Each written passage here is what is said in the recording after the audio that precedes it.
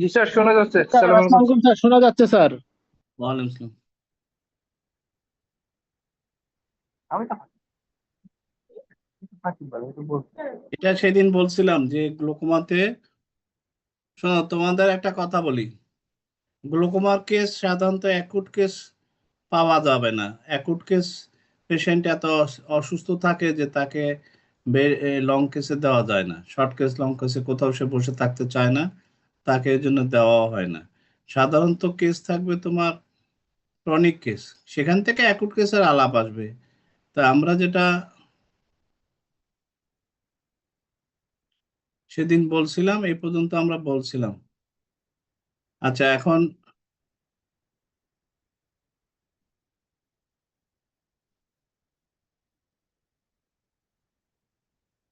আমরা আগে একটু প্র্যাকটিস করি। যে আমরা বলছিলাম যে এরকম একটা শ্যালো এসি দিয়ে যদি বসায় দেওয়া হয়, মনে করো শর্ট কেসে এরকম একটা অ্যান্টো চেম্বার শ্যালো, হ্যাঁ, দেখায় দিয়ে বলা হলো এটা দেখো। তখন তুমি স্লিট ল্যাম্পে বসানো আছে, তুমি দেখতেছো যে এসি শ্যালো, তার হিস্ট্রি নেওয়ার কোনো সুযোগ নাই। সেক্ষেত্রে তুমি ভ্যান হ্যারিক করবা, তাই না? ভ্যান হ্যারিক করে তুমি কি কি পেতে পারো? একটা হতে পারে এরকম পেতে পারো।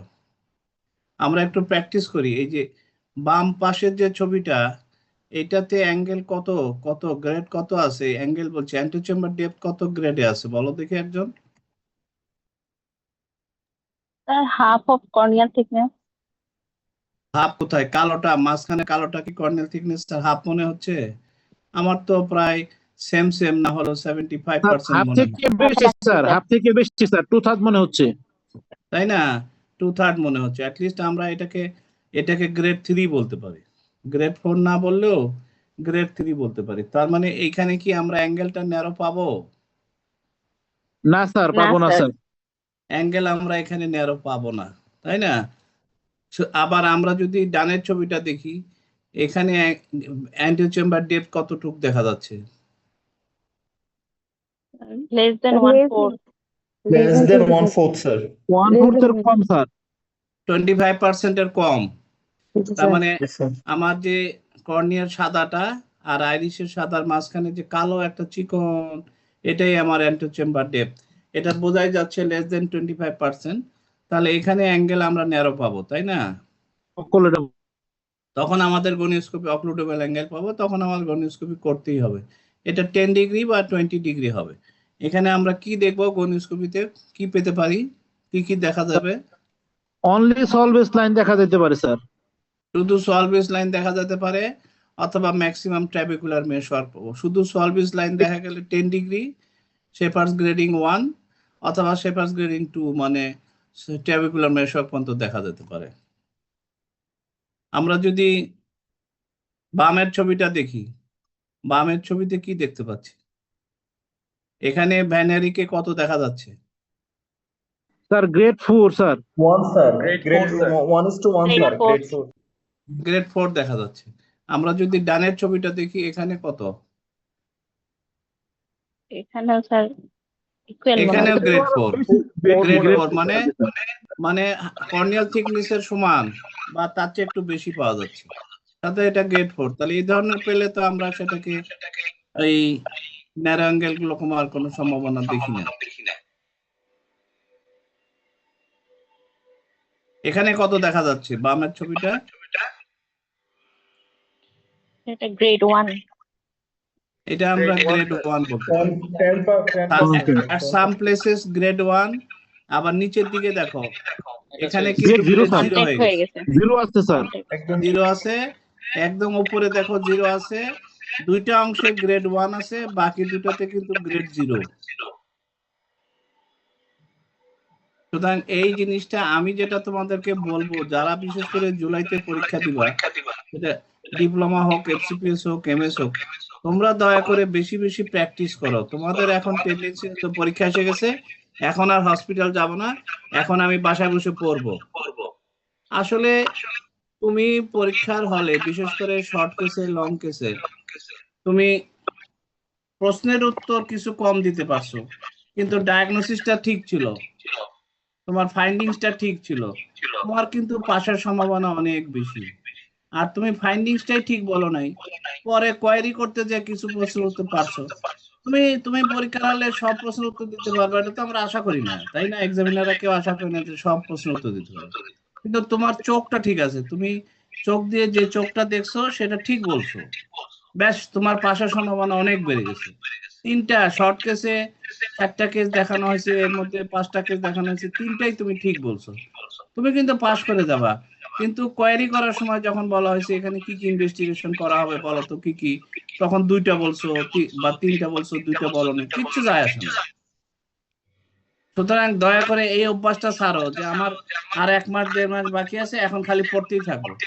তুমি রাতে পড়ো, বিকালে পড়ো, কিন্তু সকালবেলা যেই প্রতিষ্ঠানে আসো অথবা ওই প্রতিষ্ঠানে নাই কিন্তু ওই প্রতিষ্ঠানে কোর্সে আগে ছিলা, ওখানে যাও, ওখানে যে প্রতিদিন সকালে কেস দেখো, বেশি বেশি করে কেস দেখো, এবং এগুলো প্র্যাকটিস করো, ভ্যানারিক প্র্যাকটিস করো, ভগ দিয়ে দেখা প্র্যাকটিস করো, হ্যাঁ, ইনডাইরেক্ট দিয়ে দেখা প্র্যাকটিস করো, এগুলা করো দয়া করে, তাহলেই তোমার পাশের সম্ভাবনা বাড়বে। শুধু কানস্কি নিয়ে বসে থাকলে পাশের সম্ভাবনা বাড়বে না।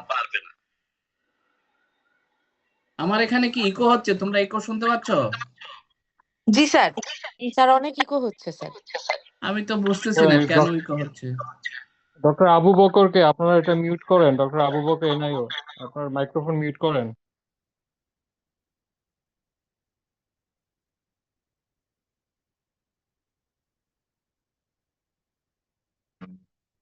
আচ্ছা, এখানে যে আমরা অ্যাঙ্গেলটা দেখতেছি, এই অ্যাঙ্গেলটা আমরা কি দেখতেছি, কি আছে এটা অ্যাঙ্গেল, এটা শেফার্ডস গ্রেডিং কত?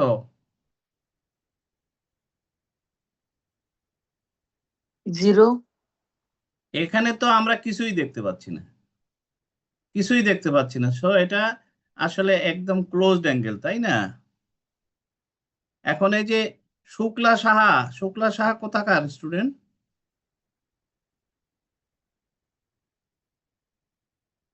হ্যাঁ, এটা আরেক সমস্যা, কথা বলতে চায় না। এই অ্যাঙ্গেলটা আসলে আইরিডোট্রাবেকুলার কন্টাক্ট নাকি এটা সাইনিকিয়া, এটা কি করলে বোঝা যাবে? স্যার ইন্ডেন্টেশন করলে বোঝা যাবে স্যার। ইন্ডেন্টেশন করলো কি দিয়ে ইন্ডেন্টেশন করবা? স্যার, এই গণীয় তিন্নি স্কোপি বলো, দিয়ে থাম, এই শোনো রাকিব একটু থামো, স্যার, তুমি গণীয় সব বললে স্কোপি হবে দিয়ে না। ইন্ডেন্টেশন তিন্নি করবো বলো, স্যার। এইটা যে আইরিডোট্রাবেকুলার কন্টাক্ট নাকি এটা পেরিফেরাল এন্টারসাইনিকিয়া, তিন্নি বলো, এটা কি করলে বোঝা যাবে যে এটা স্যার, কন্টাক্ট নাকি সাইনিকিয়া? স্যার গণীয় স্কোপি দিয়ে ইন্ডেন্টেশন করবো, গণীয় স্কোপি করার সময় স্যার। কি গনীয় লেন্স ইউজ করবা? 4 মিটার গণীয় লেন্স। 2 মিরর দিয়ে করলে সমস্যা কি? স্যার ওইটা স্যার কর্নিয়ার কন্ট্যাক্টের স্যার বেশি ইয়ে করে, মানে ওইটা কর্নিয়া এবং পেরিফেরিতে স্যার বেশি পেরিলিম্বাল জি স্যার, স্ক্লেরাকেও টাচ করে রাখে, কাজ করে সুতরাং স্যার। ওইটা দিয়ে করলে আমাদের ওইটা পাওয়া যাবে না, না ওটা জি দিয়ে চাপ দিলে ইন্ডেন্ট হবে না, সেন্টার হবে অফ না the G cornea sir. Indent করতে হবে। জি স্যার। টোটাল কর্নিয়া ইন্ডেন্ট করলে হবে না, শুধু সেন্টার অফ দ্য কর্নিয়াকে ইন্ডেন্ট করতে হবে, জি এই স্যার। জন্য ওটা দিয়ে হবে না। এখানে কি দেখা যাচ্ছে?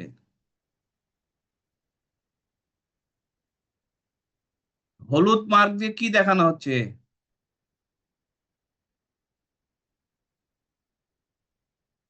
ট্রাবেকুলার মেশক দেখা যাচ্ছে, একটু পিগমেন্টেড একটা লাইন দেখা যাচ্ছে না? Pigmented trabecular measures.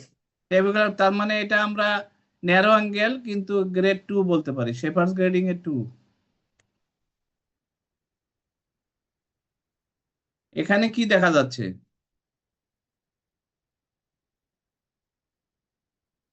এই যে সবুজ অ্যারোটা কি দেখাচ্ছে? সবুজ অ্যারো দিয়ে কি সলভিস দেখাচ্ছে? Line. Scleral spar.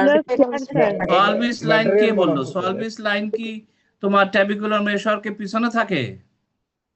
Scleral spot sir. এটা আসলে স্ক্লেরাল স্পার দেখা যাচ্ছে, এবং স্ক্লেরাল স্পারের পিছনে কি দেখা যাচ্ছে? সিলেরি বডিও দেখা যাচ্ছে। দেখো আইরিশের চেয়ে কালারটা একটু আলাদা, সুতরাং সিলেরি বডিও দেখা যাচ্ছে।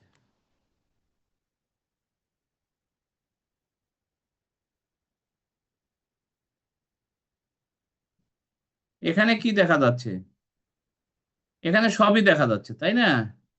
সবগুলোই দেখা যাচ্ছে। আর একদম উপরেরটা কি দেখা যাচ্ছে? উপরের ডানেরটা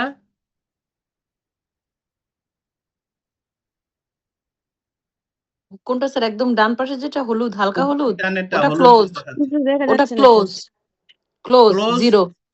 না, জিরো সব জায়গায় না। মনে স্যার করো টিএম কোথাও টিএম তো দেখা যাচ্ছে স্যার, এটিএম এই দেখা যে যাচ্ছে। এখানে এখানে ট্যাবিকুলার মেশক দেখা যায়, আবার পেরিফেরিতে দেখা যায় না, এখানে কিচ্ছু দেখা যায় না, এই পাশে কিছু দেখা যায় না, মাঝখানে কিছু জায়গায় দেখা যাচ্ছে ট্যাবিকুলার মেশক দেখা যাচ্ছে। তার মানে আমরা এখানে মোর দেন 270 ডিগ্রি ক্লোজ হয়ে আছে, তাই তো? এটা তোমরা অলরেডি বলছো যে আমরা যদি যারা পরে জয়েন করছো বা যারা আগে জানতা না, যে এইরকম এরকম দিয়ে আমরা যদি ইন্ডেন্টেশন করি গণীয় লেন্স দিয়ে, তাহলে আমার ইন্ডেন্টেশনটা পুরা কর্নিয়ার উপরে পড়বে। ফলে কি এটাতে কোনো লাভ হবে না। আইরিডোট্যাবিকুলার কন্টাক্ট আইটিসি নাকি আমার এটা প্রেফারেন্স বোঝা যাবে না। এটা বুঝতে হলে আমাদের এইটা লাগবে, অর্থাৎ শুধু সেন্টারে যে চাপ দিব, এবং এখানে আমরা অ্যারোতে দেখাচ্ছি যে পানিটা কিভাবে চতুর্দিকে, পিছন দিকে এবং সাইডের দিকে চলে যাচ্ছে। ফলে আইরিশটাকে, যদি এটা আইটিসি হয় তাহলে আইরিশটাকে সেপারেট করে দিবে from the cornea.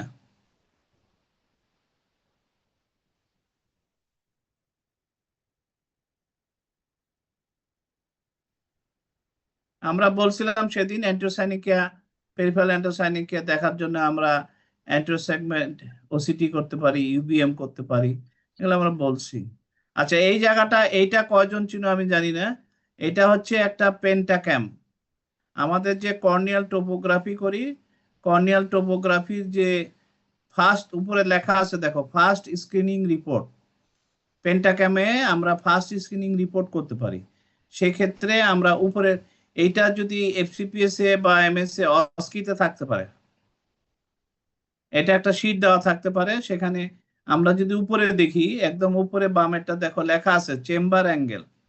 Chamber angle সবুজ যেটা দেখাচ্ছে এটা হলো নর্মাল, অর্থাৎ 37.7 ডিগ্রি থাকতে পারে, নর্মাল ধরে নিছি।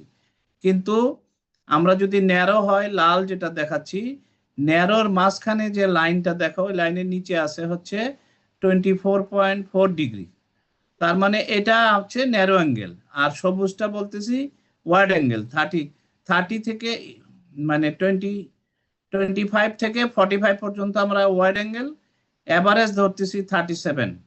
আর ন্যারো অ্যাঙ্গেলের আমরা বলতেছি 10 ডিগ্রি থেকে 25 ডিগ্রি পর্যন্ত, সেখানে আমরা এই জন্য 24.4 অ্যাভারেজ দেখাইছি।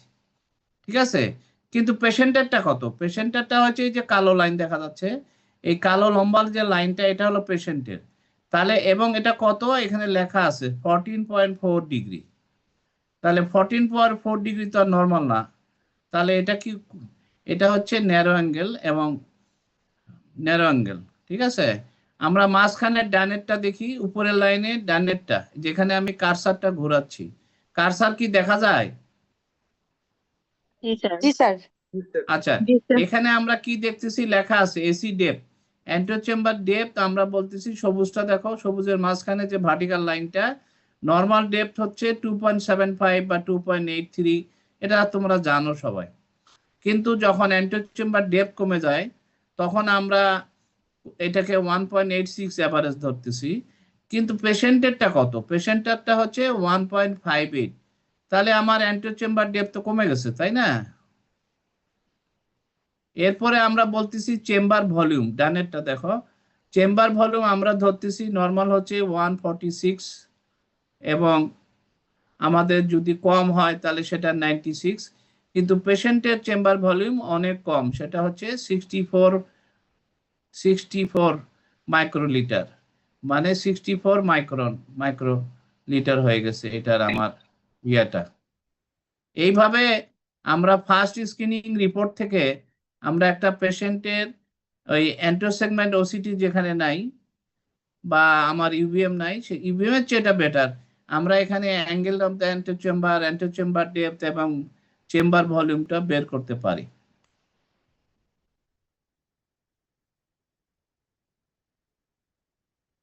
আচ্ছা, পিআই নিয়ে যদি কথা হয়, এই যে অ্যারো দেখাচ্ছে একটা পেরিফেরাল আইরিডেক্টমি করা আছে। এই পেরিফেরাল আইরিডেক্টমি কোথায় করা হয় কোন কোন ক্ষেত্রে?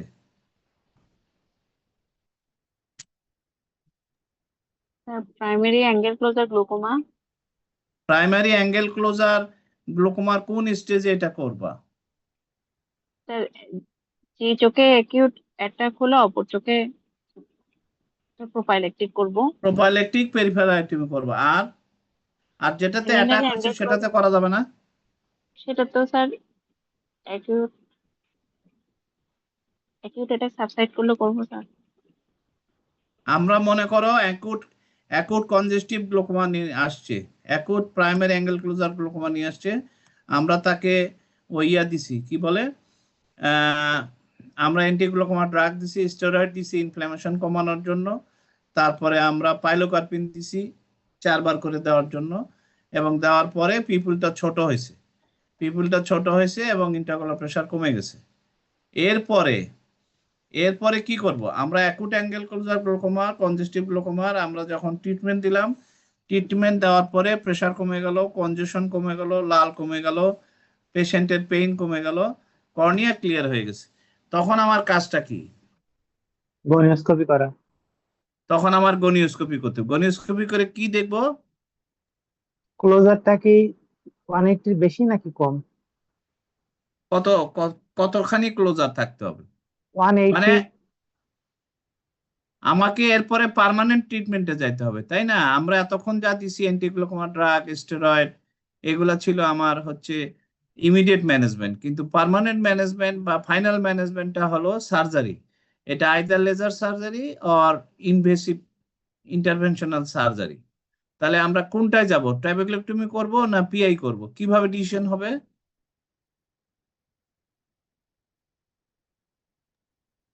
স্যার এই গনিওস্কোপি করে যদি স্যার সাইনিক্যাল অ্যাঙ্গেল ক্লোজার মোর দেন 180 পাই তাহলে স্যার আমরা ট্র্যাপ করে দিব। হ্যাঁ, আর যদি লেস দেন তাহলে 180 মানে 50% এর কম হয়, তাহলে স্যার লেজার পিআই করে দিব স্যার। তাহলে আমরা পেরিফেরাল লেজার পিক করে দিব, তাই না? এলপিআই করে দিব, লেজার পেরিফেরাইটিমি করব। এবং আগে তাহলে এই যে এখন তুমি পাইছো less than 50% of the angle is closed, মানে সাইনিকে আছে, 50%-এর এলাকায় তোমার সাইনিকে নাই, তাহলে এইটা কি এই অবস্থায় ছিল না এটা পরে হয়েছে ওষুধ দেওয়ার পরে? আগে আসলে মোর দ্যান 50 মানে 270 ডিগ্রি অ্যাঙ্গেল ক্লোজ হয়ে গেছিল, কিন্তু ওইটা কিছুটা সাইনাকিয়া ছিল, কিছুটা আইরিডোকর্নিয়াল টাচ ছিল বা আইটিসি ছিল। আমি যখন পাইলোকার্পিন দিছি তখন আমার এই ইয়াটা সরে আসছে, পিপুল যখন কনস্টিট করতে পারছে তখন আমার আইরিশটা অ্যাঙ্গেল থেকে সরে আসছে, যেখানে টাচ ছিল সেটা সরে আসছে, যেখানে কন্টাক্ট ছিল আইটিসি ছিল সেখান থেকে সরে আসছে, কিন্তু যেখানে সাইনিকিয়া সেটা তো আর সহসা সরবে না। সেই জন্য আমি তখন এটাকে পিআই করে দিলে আমার কাজ হয়ে যাবে, তখন আর আমার সার্জারি ট্যাবলেক্টমি করার দরকার নাই। এখন যদি আমার এটা যদি এমন হয় যে পেরিফেরাল অ্যান্টিসাইনিকিয়া দেখলাম মোর দ্যান 180 ডিগ্রি বা more than 50% of the angle, তখন তুমি কি করবা? ট্যাবলেক্টমি। আর কি করা যায়? গনিওসাইনিকোলাইসিস। গনিওসাইনিকোলাইসিস মানে তুমি অ্যান্টিও চেম্বারে আইরিশ স্প্যাচুলা ঢুকায় আইরিশটাকে সরাই দিবা ওখান থেকে? জি স্যার। লেন্স এক্সট্রাকশন করা যায় স্যার। বেস্ট হলো আমরা এক্ষেত্রে আমরা বলবো যে আমার যদি ক্যাটারাক্ট থাকে ভালো, না হলেও আমাদের কয়েকটা অপশন আছে। একটা হচ্ছে আমরা লেন্স এক্সট্রাকশন করে লেন্স দিয়ে দিব, আর একটা হতে পারে আমরা ট্যাবিকুলেক্টমি করব, কারণ ট্যাবিকুলেক্টমি করলেও পরে তার ক্যাটারাক্ট হবে, আবার অপারেশন করতে হবে। আর এখন যদি আমি লেন্স এক্সট্রাকশন করে দিই তাহলে তার একবারে ঝামেলা শেষ হয়ে গেল, সেটাও ভালো করা যেতে পারে। অথবা আমরা আর কোনো অপশন আছে আমরা যেখানে যে সমস্ত জায়গায় সাইনিকি আছে সেই সমস্ত জায়গায় আমরা আর্গন লেজার আইরিডোপ্লাস্টি করতে পারি।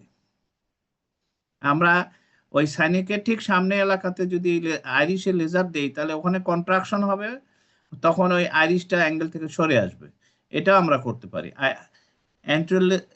মানে লেজার আইরিডোপ্লাস্টি। আমরা অ্যাকুট অ্যাঙ্গেল ক্লোজার গ্লোকোমাতে ম্যানিটল কখন দিব?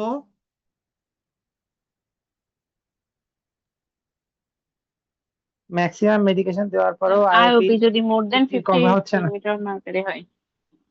না, আমি ওই যেটা বলছে, কে বলছো নাকি, যে ম্যাক্সিমাম মেডিকেশন দেওয়ার পরে, আমি এটার সাথে একমত না।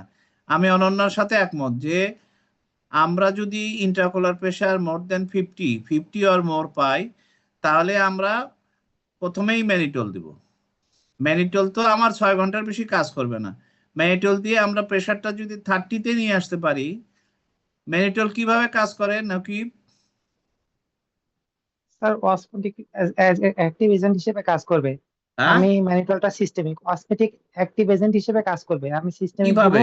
ব্লাড সার্কুলেশনে যাবে, করিডোর সার্কুলেশনে যাবে, ভিট্রিয়াসের যে ওয়াটার কন্টেন্ট গুলো আছে সেগুলোকে ভিট্রিয়াস থেকে সার্কুলেশনে ভেসেলের মধ্যে নিয়ে আসবে। টেনে তখন নিবে, স্যার টেনে নিবে, টেনে স্যার। নিবে, অর্থাৎ ব্লাড ভেসেলের ভিতরে পানিটাকে টেনে নিবে।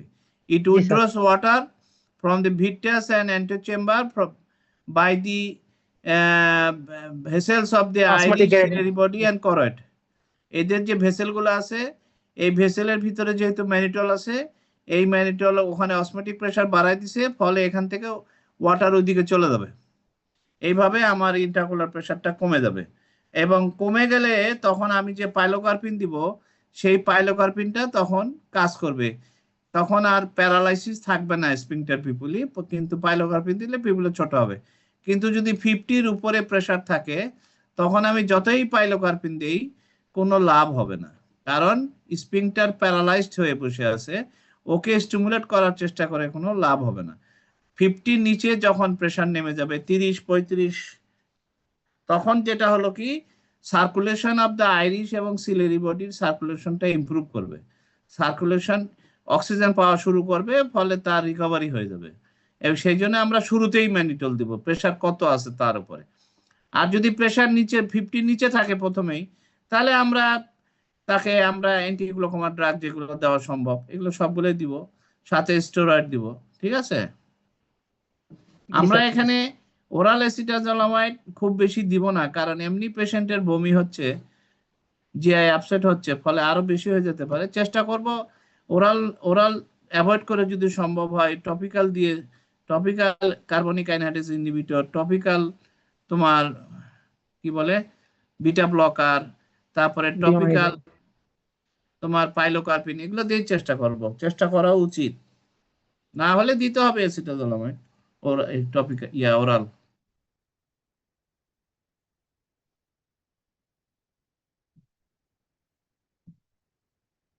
এই পেশেন্টটা কি দেখা যাচ্ছে, এটা তোমরা সবাই বুঝতেছো। এই পেশেন্টটা Mid-dilated, vertically oval people not reacting to light. Vertically oval খুব একটা নাই, মোটামুটি dilated, mid dilated pupil, cornea slightly hazy due to oedema, ciliary congestion, conjunctival congestion আছে। আর কি আছে? এসি শ্যালো আইরিসে অ্যাট্রফি আছে স্যার। এই যে দেখো, এই যে আইরিশে জায়গায় জায়গায় অ্যাট্রোপি, এই যে সেক্টরাল আইরিশ অ্যাট্রোপি আছে, এই যে এখানে আইরিশ অ্যাট্রোপি আছে, এই যে এখানে একটু আইরিশ অ্যাট্রোপি আছে, এইখানে একটু আইরিশ অ্যাট্রোপি আছে। এই আইরিশ অ্যাট্রোপি কি ইন্ডিকেট করতেছে? প্রিভিয়াসলিও স্যার সিমিলার অ্যাটাক ছিল। আরে না, ইসকেমিক এই শোনো, আনট্রিটেড অর পোরলি ট্রিটেড। আমার কথা শোনো, এটা হলো পোস্ট কনজেস্টিভ গ্লোকোমা। এর মনে করো অ্যাকুট অ্যাটাক হয়েছে 1 মাস আগে, হ্যাঁ, বা 20 দিন আগে। এখন তার ওই যে অনেক দিন ধরে আইরিশের ব্লাড সাপ্লাই হ্যাম্পার হওয়াতে তার আইরিশের জায়গায় জায়গায় অ্যাট্রোপিক হয়ে গেছে।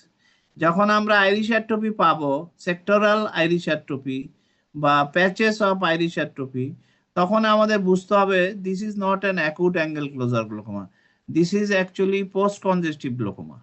মানে কনজেশন এখনো আছে, অ্যাকুট অ্যাটাকের পরের অবস্থা, কারণ due to improper treatment patient পুরোপুরি প্রেসার কন্ট্রোল হয়নি, যার জন্য আইরিশে অনেকদিন ধরে ব্লাড সাপ্লাই হ্যাম্পার হওয়ার জন্য এখন আইরিশে সেক্টরাল অ্যাট্রোপি হয়ে গেছে। এবং আমরা এখানে দেখতে পাচ্ছি না, যদি আমরা অপটিক্যাল সেকশন কত দেখতে পেতাম, হয়তো গ্লোকোম ফ্লেকেনও এখানে হয়ে গেছে। তাহলে এটা হলো post congestive angle closure glaucoma. এই ক্ষেত্রে হিস্ট্রি থাকবে যে তার ব্যথা শুরু হয়েছে 2-3 সপ্তাহ আগে বা 1 মাস আগে ব্যথা শুরু হয়েছে। এবং এই ক্ষেত্রে আমরা যদি অপটিক ডিস্কে, এমনকি আমরা অপটিক ডিস্কে একটু মানে Congestion পাবো, অ্যাট্রোফিক স্যার। ফিচারও পেতে পারি। এটার চিকিৎসা কি হবে? যেহেতু আইরিশ অ্যাট্রোফি হয়ে গেছে, এই পিপল তো আর ছোট হবে না, প্রেশার এখনো বেশি।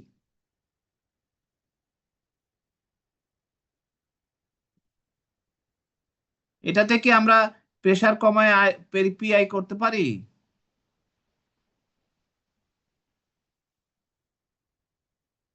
এখানে আমরা এটা পিআই থেকে এর আমি কথা না চিন্তাও স্যার, করব পিআই করলে কাজ হবে। পিআই এর কথা আমরা চিন্তাও করব না, কারণ হচ্ছে যে এই পিপল আর অত ছোট হবে না। পার্মানেন্ট প্যারালাইসিস হয়ে গেছে, ড্যামেজ হয়ে গেছে স্পিংটার পিপুলি মাসেল। এবং আমি এখানে ট্রাবেকুলেক্টমি ইজ দ্য আনসার। এখানে আমি কনজেশন কমাই নিব, ইনফ্লামেশন কমানোর জন্য স্টেরয়েড দিব, অ্যান্টিগ্লুকোমা দিব, দিয়ে আমি 1-2 সপ্তাহ পরে যখন কনজেশন কমে যাবে তখন আমি ট্রাবেকুলেক্টমি করে দিব। অথবা বলতে পারো যে এখানে আসলে শুধু লেন্স এক্সট্রাকশন করে কাজ হবে না, কারণ যেহেতু পেরিফেরাল অ্যান্টোসাইনিক এত বেশি এলাকায় আছে, এখানে আর শুধু লেন্স এক্সট্রাকশন মানে ক্লিয়ার লেন্স এক্সট্রাকশন বা ক্যাটারাক্ট অপারেশন, ফ্যাকো অপারেশন, এগুলো কোনোটাই কাজ করবে না। প্রেশার তাতে কমানো যাবে না, কারণ peripheral anterior synechiae is present in different এরিয়াতে আছে, মোর দ্যান 270 ডিগ্রি। সো এটা আর ছুটবে না, ওই আইরিশটা ওই কর্নিয়ার থেকে আর ছুটবে না। সুতরাং আমার এখানে ট্রাবেকুলেক্টমি ইজ দ্য আনসার। স্যার এই কর্নিয়ার উপরে রেখে ব্লাড স্টেইন মনে হচ্ছে স্যার, লাল লাল দেখা যাচ্ছে। কোথায়? এই যে স্যার কর্নিয়ার উপরের অংশ স্যার, পিপিলারি মার্জিন উপরে স্যার। এই যে এখানে এখানে না না স্যার, আরেকটু পরে স্যার। জি স্যার, জি স্যার, জি স্যার, এখানে, জি স্যার। হতে পারে, যদি মনে করো এখানে যদি নিউ ভেসেল থাকে তাহলে এটা কি গ্লোকোমা হবে? Neovascular glaucoma sir. Vascular glaucoma. তখন এটা নিওভাস্কুলার গ্লোকোমা হয়ে যাবে, কারণ অ্যাকুট অ্যাঙ্গেল ক্লোজার বা post congestive glaucoma angle closure গ্লোকোমার সাথে দুইটি তো নিওভাস্কুলার গ্লোকোমা আসবেই, এটা তো আসবেই। তুমি যদি ফান্ডাসটা দেখতে পারো সেখানে কি পাইতে পারো? সেখানে পিডিআর পাইতে পারো।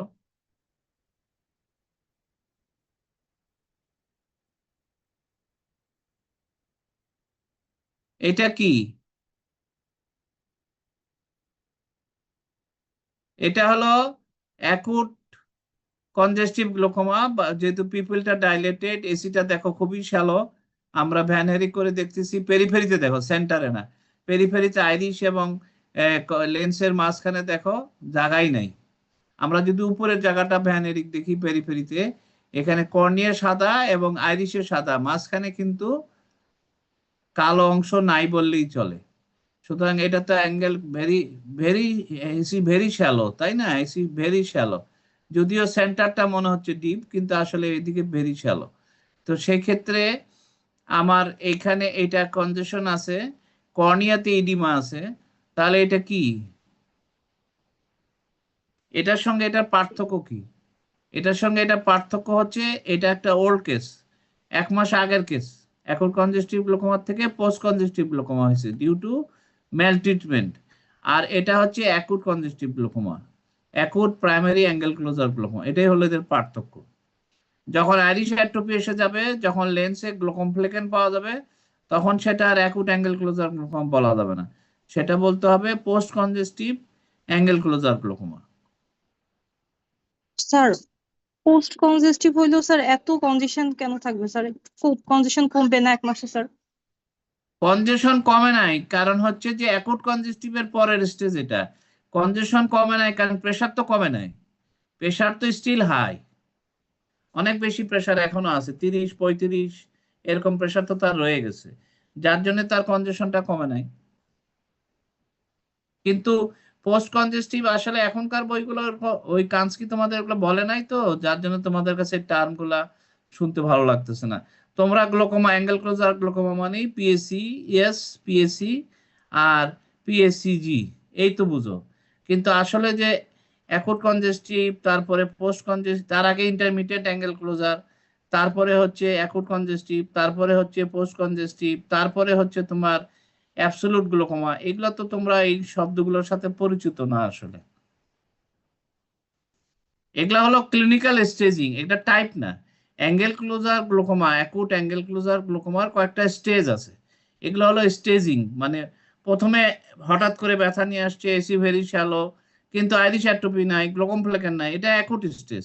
তারপরে হচ্ছে পোস্ট কনজেস্টিভ স্টেজ। তারপরেও যদি চিকিৎসা না নেয়, এই লোকটা মনে করো তুমি অপারেশন করতে চাইছো, প্রেশার কমে গেছে, তুমি অপারেশন করতে চাইছো, বলছো যে আপনি এই ওষুধগুলো দিয়ে আবার আসবেন, আপনার এটা অপারেশন লাগবে।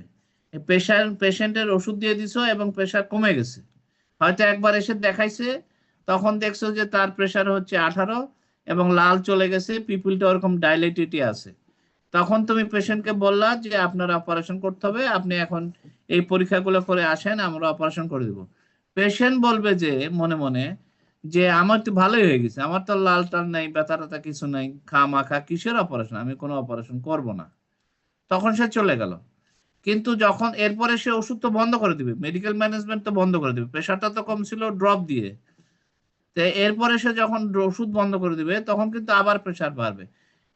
এবং এইভাবে 3 মাস 4 মাস যখন প্রেশার বেশি থাকবে, এরপরে সে আবার অপারেশন করতে আসবে, কারণ তখন তার চোখ সাদা না, হালকা লাল আছে, হালকা কনজেশন আছে, কর্নিয়া অলমোস্ট ক্লিয়ারই আছে, প্রেশার মনে করো 30-35 আছে, কিন্তু তুমি ভিশন দেখবা NPL, no perception of light. Visual acuity হচ্ছে নো পারসেপশন অফ লাইট, তার মানে হচ্ছে অপটিক নার্ভ 100% ড্যামেজ হয়ে গেছে। তাহলে এই পেশেন্টের যখন 100% অপটিক নার্ভ ড্যামেজ হয়ে গেছে, তখন এটা কি আর অপারেশন ট্রাবেকুলেক্টমি করার ইন্ডিকেশন আছে? কোনো ইন্ডিকেশন নাই। তো এটাকে আমরা বলবো absolute stage of angle closure glaucoma. মানে when there is no perception or pressure is raised, the vision is reduced to no perception of light and the eyeball is hard, মানে pressure raised, তখন আমরা এটাকে বলি absolute stage of glaucoma, angle closure glaucoma. এই absolute স্টেজের চিকিৎসা কি হবে তখন? Cyclodiode ablation. তখন আমাদের টার্গেট থাকবে অ্যাকুয়াস ড্রেনেজ, আর বাড়ানোর কোনো সুযোগ নাই।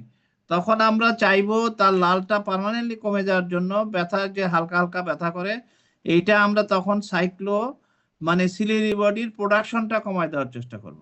সিলিয়ারি বডির প্রোডাকশন কমানোর জন্য কয়েকটা ওয়ে আছে, এবং সেটা আমরা সার্জারিতে যেতে চাই না। আমরা একটা করতে পারি সাইক্লোফটোকোয়াগুলেশন, ট্রান্সস্ক্লেরাল সাইটোফটোকোয়াগুলেশন, হ্যাঁ, মানে কনজাংটিভার উপর দিয়েই লেজার দিব। আরেকটা করতে পারি সাইক্লোক্রায়োথেরাপি। সাইক্লোক্রায়োথেরাপি মানে আমরা এই যে এই অ্যারাউন্ড দ্য লিম্বাস, আমরা এখানে সিলিয়ারি বডি যে কত দূরে আছে সিলিয়ারি বডি লিম্বাস থেকে,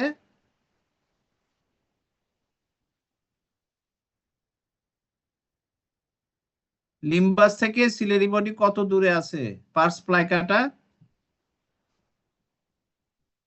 2 মিলিমিটার স্যার। 1 মিলিমিটার দূরে আছে। 1 মিলিমিটার লিম্বাস থেকে পার্স প্লাইকাটা 1 মিলিমিটার দূরে আছে, এবং তারপরে পার্স প্লাইকাটা হলো 2 মিলিমিটার, তাহলে হলো কত? 3 মিলিমিটার। এরপরে পার্স প্ল্যানা হচ্ছে তোমার 4 মিলিমিটার, তাহলে 4 আর 2 আর 1, এই হলো 7 মিলিমিটার দূরে তোমার ওরাসেরাটা শুরু হয়েছে।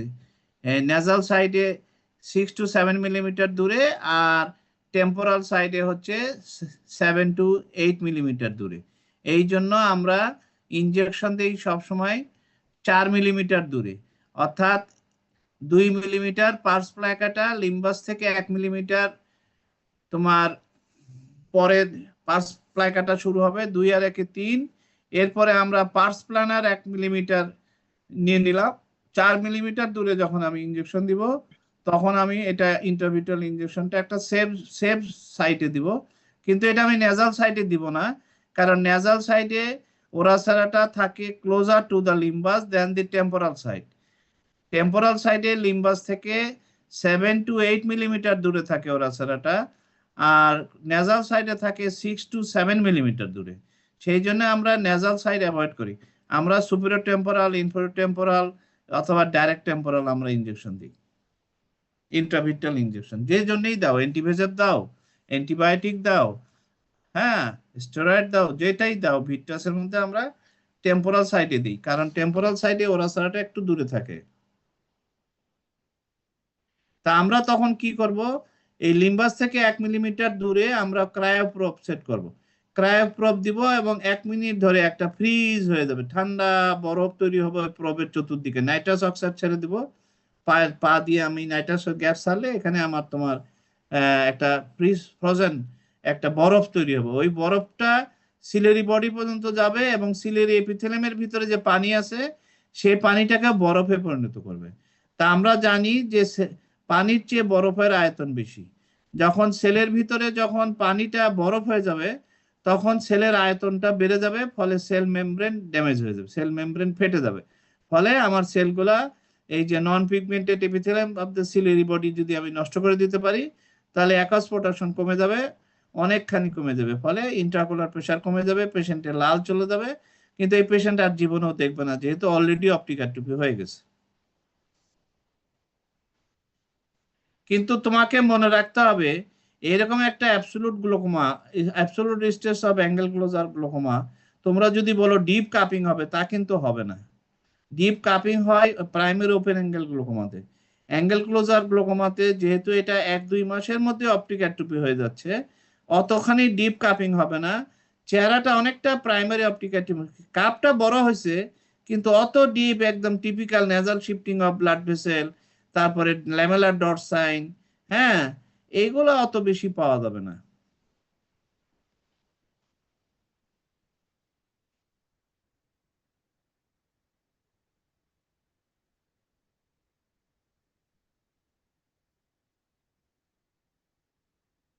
আচ্ছা, এটা এটা তোমরা দেখতে পাচ্ছ, এটা কি কেস? এটাও বুঝতেছো যে এটা অ্যাকুট কনজেস্টিভ গ্লোকোমা, তাই না? কিন্তু কর্নিয়াতে ইডিমা আছে, আছে না? জি স্যার। তাহলে এই পেশেন্টকে আমরা যদি অ্যাঙ্গেল দেখতে চাই দেখতে পারবো?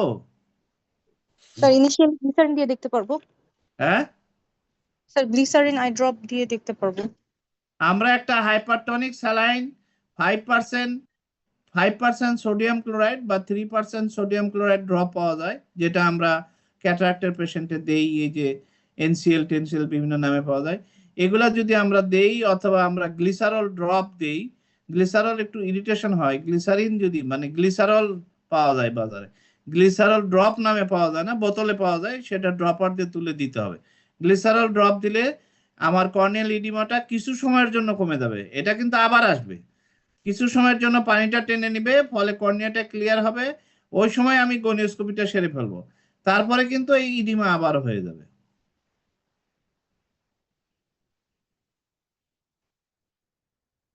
স্যার একটা প্রশ্ন ছিল স্যার। স্যার হ্যাঁ বলো।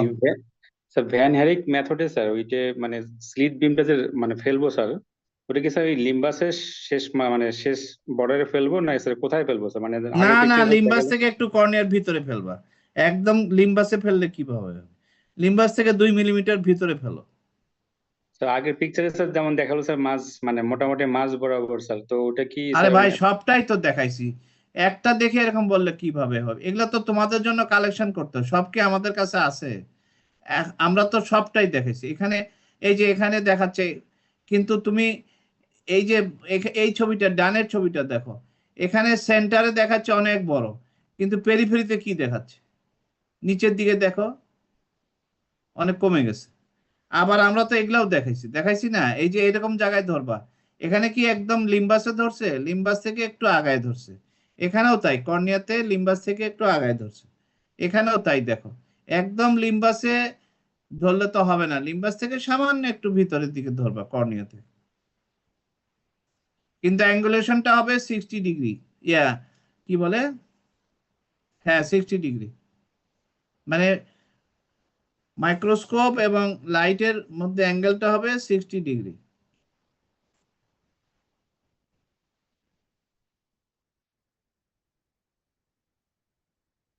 আমরা এখানে দেখতে পাচ্ছি এই যে বামেরটা কি,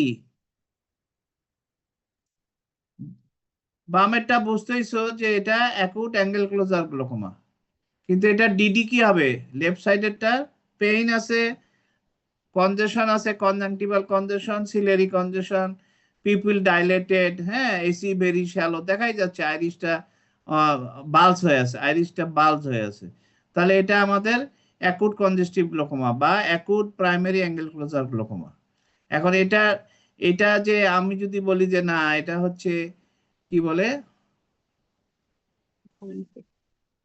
এটা আর ডিডি কি হবে? ফ্যাকোমরফিক গ্লুকোমা, অ্যাকিউট এনটেরিওবাইটিস, হ্যাঁ, কি বলছো? ফ্যাকোমরফিক প্রথমটা গ্লুকোমা। ফ্যাকোমরফিক গ্লোকোমা। ফ্যাকোমরফিক গ্লোকোমা যদি এটা হয় তাহলে এটা কিভাবে ডিফারেন্সিয়েট করবা? স্যার অপর চোখও দেখবো। অপর চোখে কি দেখবা?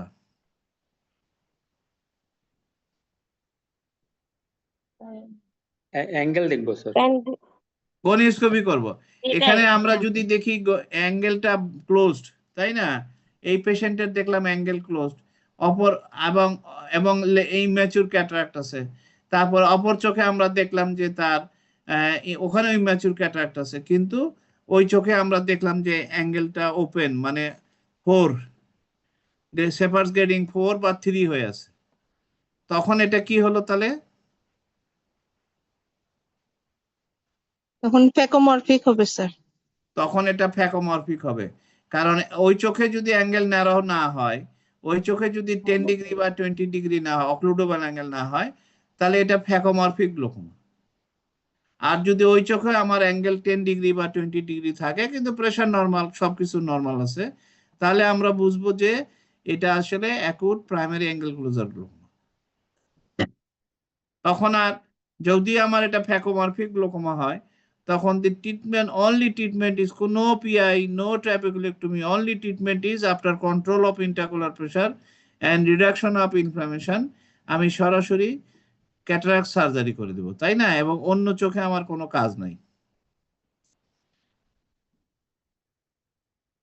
আর ডান পাশের ছবিতে কি দেখা যাচ্ছে?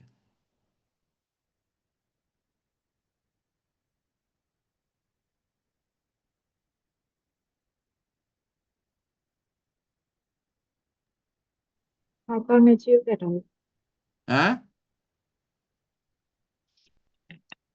হাইপার ম্যাচিউর নাকি লেন্সটা সলেন হয়ে গেছে? হতে পারে, হাইপার ম্যাচিউরও হতে পারে, স্যার ফ্যাকোমরফিক। লেন্স সলেন হয়ে গেছে, এসি শ্যালো হয়ে গেছে, তাই না? Sir AC shallow, phacomorphic glaucoma. এটা তো ওটাও sir phacomorphic phacomorphic glaucoma. Glaucoma. আর কি হতে পারে এটা?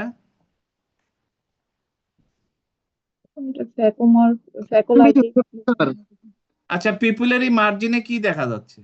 একটোপিয়ন ইউভি, তারপর স্যার নিউ ভেসেল মনে হচ্ছে স্যার। আরে বাটা, নিউ ভেসেল কই দেখছো আন্দাজে? নিউ ভেসেল আমরা দেখতে পাচ্ছি না, আমরা তো এই ছবি থেকে এত বুঝবো না, কিন্তু একটোপিয়ন ইউভি আমরা দেখতে পাচ্ছি। এই যে একটোপিয়ন ইউভি দেখা যাচ্ছে এখানে, মানে poster pigment epithelium of the Irish inverted হয়ে সামনে চলে আসছে। তার মানে এখানে আইরিশের সারফেসে কেউ আসে হয়তো যে টানতেছে, তার মানে আমার এখানে নিওভাস্কুলার গ্লোকোমা ওটা হতে পারে, যে লেন্স হয়তো ম্যাচুর বা এই ম্যাচুর হয়ে আছে, হ্যাঁ, ক্যাটারাক্টাস, সেটা ঠিক আছে। আর এখানে ফ্যাকোমরফিক গ্লোকোমা আরো প্রিসিপিটেট করছে জিনিসটাকে, সেটাও হতে পারে। কিন্তু আমার একটোপিয়ন ইউভিটাকে বাদ দিলে চলবে না। একটোপিয়ন ইউভি যখন থাকবে তখন আমাকে আইরিশের মার্জিন দিয়ে ভালো করে আমার কোনো নিউ ভেসেল আছে কিনা খুঁজতে হবে। এই ছবিটা দেওয়ার উদ্দেশ্য হলো এরকম একটা ক্যাটারাক্ট দেখেই বলে দিও না ফ্যাকোমরফিক গ্লোকোমা। তুমি মার্জিনটা দেখো, আইরিশের মার্জিনটা, পিপুলের মার্জিনটা ভালো করে কোলার রিজনে ভালো করে খেয়াল করো, কোনো ফাইন নিউ ভেসেল আছে কিনা। তারপরে অ্যাঙ্গেলটা দেখো, আমার যদি এটা ফ্যাকোমরফিক হয় তাহলে কিন্তু অ্যাঙ্গেল কিছু থাকবে না, কিন্তু নিউ ভেসেল কোনোতে আমার অ্যাঙ্গেলে নিউ ভেসেল থাকবে। সেই জন্য আমার এটাকে মাথায় রাখতে হবে যে phacomorphic glaucoma, neovascular glaucoma, acute congestive glaucoma, এগুলো হলো সব ডিফারেন্সিয়াল ডায়াগনোসিস।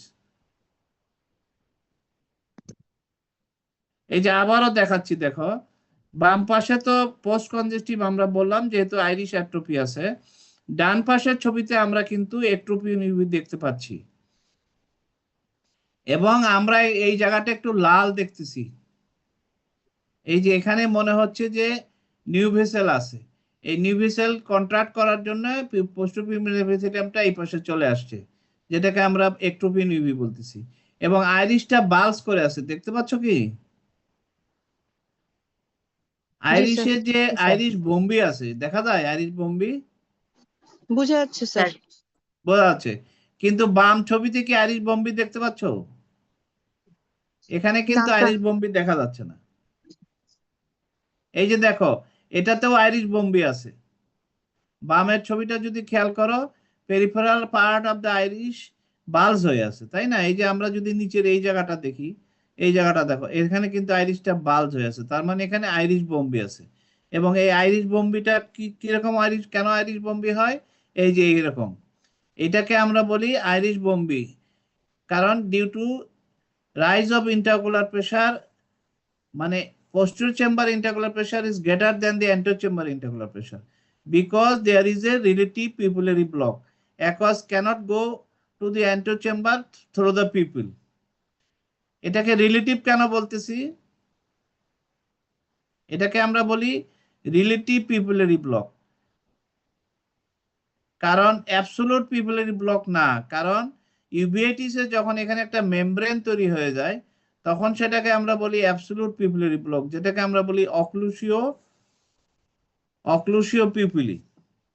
কিন্তু এখানে কিন্তু অক্লুসিও পিপুলি না, এখানে হচ্ছে আমার লেগে আছে, আইরিশটা কর্নিয়ার সাথে, লেন্সের সাথে লেগে আছে, এই জন্য পিপুলারি মার্জিন, এই জন্য অ্যাকুয়াস পিছন থেকে সামনে যেতে পারছে না।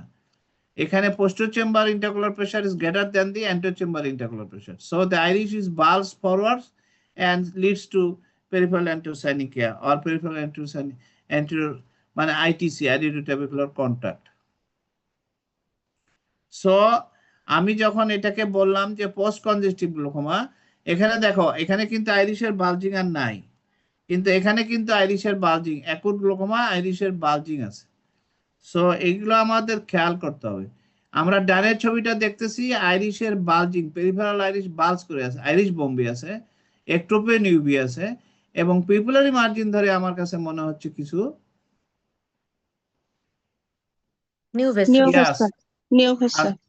নিউ ভেসেল আছে, সেই জন্য হয়তো আইরিশ বোম্বি হয়েছে। আবার এখানে তো পেরিফেরাল আইরিশ বালজ করছে, মানে posterior chamber intraocular pressure greater than the anterior, এটা তো কোনো সন্দেহ নাই। তাহলে পিছনে কেন আইরিশ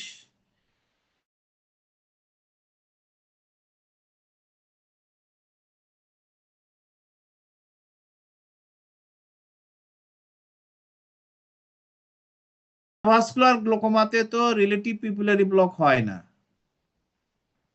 যে পিপুল মানে অ্যাকোয়াস পিছন থেকে সামনে আসতে পারতেছে না, এই জন্য আইরিশটা পিছনে অ্যাকোয়াস জমে গেছে, এই জন্য আইরিশটা বালজ করছে, এটা তো নিউভাস্কুলার গ্লোকোমাতে আমরা বলি না। তাহলে এখানে কেন বালজ করলো?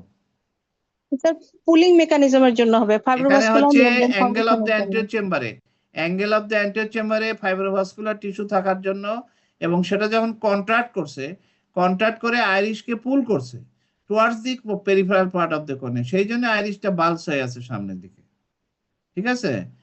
আর আমরা যদি এখানে কোনো নিউ ভেসেল না পাই, ভালো করে খেয়াল করলাম কোনো নিউ ভেসেল নাই এবং পেরিফেরাল আইরিশ বালজ করে আছে, তাহলে কিন্তু আমরা এটা বলতে পারি it is a case of primary angle closure glaucoma.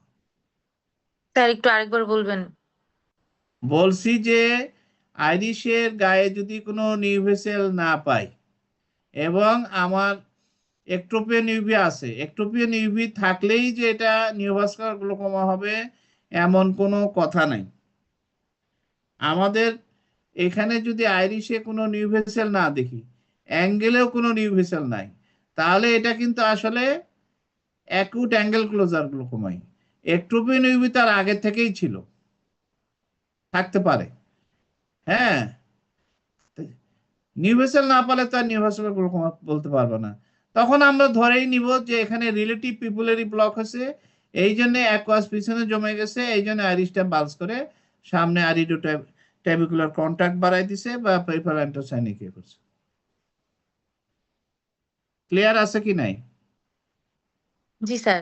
Sir ওই যে আরেকটা যেটা বলছিলেন, ওই যে ফাইব্রাস প্রলিফারেশনের জন্য স্যার আইরিশ বম্বের মতো, ওইটা একটু শুনতে চাচ্ছিলাম স্যার। আমি বলছিলাম যে নিওভাস্কুলার গ্লুকোমা, শোনো, রুবিওসিস আইরিডিস doesn't mean that there is a new vascular glaucoma unless the new vessel present মনে করো পিপুলারি মার্জিনে আইরিশে নিউ ভেসেল দেখতে পাইলা এই পিপুলারি মার্জিনে আইরিশে নিউ ভেসেল থাকা মানেই অ্যাঙ্গেলটা নিউ ফাইব্রোভাস্কুলার মেমব্রেন দিয়ে ব্লক হয়ে গেছে অথবা পেরিফেরাল অ্যান্টোসাইনিক হয়েছে এরকম কোনো কথা হইতে পারে না কারণ এমন হতে পারে যে আইরিশে নিউ ভেসেল আসছে এখনো তোমার অ্যাঙ্গেলে নিউ ভেসেল ভালোভাবে তৈরি হয়নি হতেই তো পারে সেই অবস্থায় patient acute congestive glaucoma attack হয়েছে সমস্যা কি আমরা জানি যে নিওভাস্কুলার গ্লুকোমা দুই রকম একটা হচ্ছে সেকেন্ডারি ওপেন অ্যাঙ্গেল গ্লুকোমা আর একটা হচ্ছে secondary angle closure glaucoma secondary open angle গ্লুকোমাতে fibrovascular membrane covers the trabecular meshes so aqueous cannot enter into the trabecular meshes so the intraocular pressure rises but the angle is open that means the iris do not touches the periphery of the cornea or there is no peripheral antocyanic here. Only the new vessel is present at the angle of the antechamber and this fibrovascular new vessel blocks the trabecular meshwork so the aqueous cannot enter into the aperture. So this is a case of neovascular that means secondary open angle glaucoma. New vessel এর জন্যই হয়েছে গ্লোকোমাটা কিন্তু it is open Irish যদি কর্নিয়ার সাথে touch না করে angle closure glaucoma আমরা বলতে পারি না কিন্তু পরবর্তীতে যখন এই ফাইব্রোভাস্কুলার টিস্যুটার কন্ট্রাক্ট করবে শ্রিঙ্ক করবে তখন কিন্তু আইরিশকে পুল করে নিয়ে যাবে সে কর্নিয়ার পেরিফেরিতে লাগাই দিবে pull due to pulling effect of the বা contraction of this fibrovascular membrane at the angle of the anterior chamber it pull করে নিয়ে যাবে অ্যাঙ্গেলে কিন্তু নিয়ে যায় আইরিশকে কর্নিয়ার সাথে টাচ করাই দিবে ফলে আমার অ্যাঙ্গেলটা বন্ধ হয়ে যাবে সেটাকে আমরা বলি secondary angle closure glaucoma that means neovascular glaucoma দুই রকম হতে পারে ওপেন অ্যাঙ্গেল ক্লোজার কিন্তু presence of new vessel at the margin of the iris does not at the margin of the pupil does not indicate that it is a case of neovascular glaucoma unless you examine the angle and do not find if you and find a new vessel at the angle you cannot say that this is a neovascular glaucoma শুধু pupillary margin পেলেই নিওভাস্কুলার glaucoma বলা যায় না gonioscopy করে angle দেখতে হবে অ্যাঙ্গেলে new vessel থাকতে হবে বোঝা গেছে জি স্যার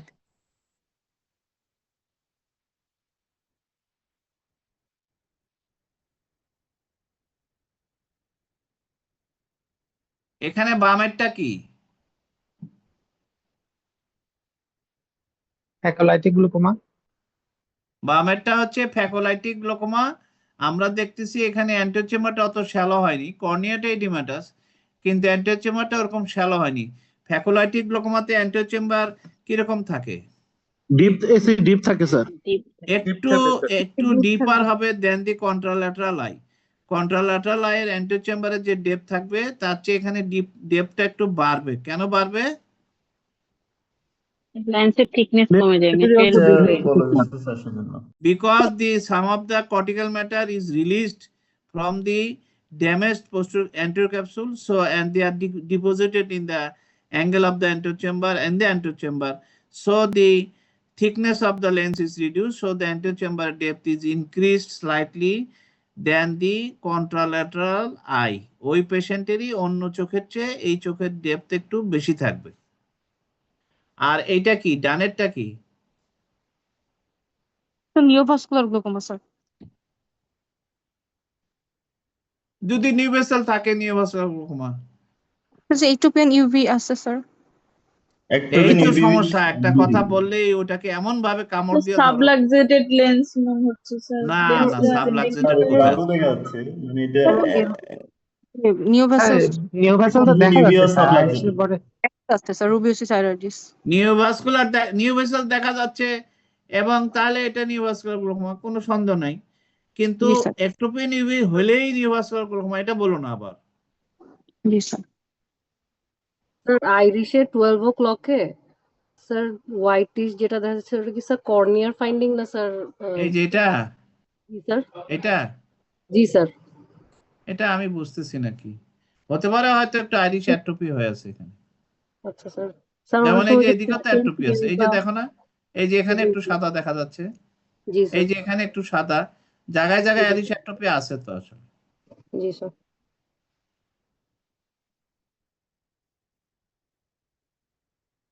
এই পেশেন্টটা রিডিউস ভিশন নিয়ে আসছে তাই না, তার history of severe pain 1 month back, তাহলে এটা কি? এখন আর অত ব্যথা নাই, কিন্তু তার পুরা কর্নিয়াটা ঘোলা হয়ে আছে। এটা পোস্ট কনজেস্টিভ গ্লোকোমা। এটা হচ্ছে আমার, হ্যাঁ ঠিকই আছে, post congestive glaucoma with bullous keratopathy. এই যে ছোট ছোট বুলি হয়েছে, অনেকগুলো বুলি হয়েছে, বুলি তৈরি হয়েছে, এই জন্য কর্নিয়াটা অনেক হেজি। তাহলে এটা আমরা বলবো অবশ্যই পোস্ট কনজেস্টিভ বা post congestive angle closure glaucoma যদি আমি অ্যাসিটা শ্যালো পাই, এবং আমি বলবো সাথে কর্নিয়াল ইডিমাতে শুধু ইডিমা না, আমরা যদি এই ইডিমার সাথে এই ইডিমার পার্থক্য করি, এই যে বাম চোখের ইডিমা দেখো, এটার ইডিমা দেখি, আমরা যদি এটার ইডিমা দেখি, এই ইডিমা, ইভেন আমার এই ইডিমা, এখানেও কর্নিয়া হেজি, কিন্তু এই ইডিমার সাথে আমার এই ইডিমার কিন্তু পার্থক্য আছে।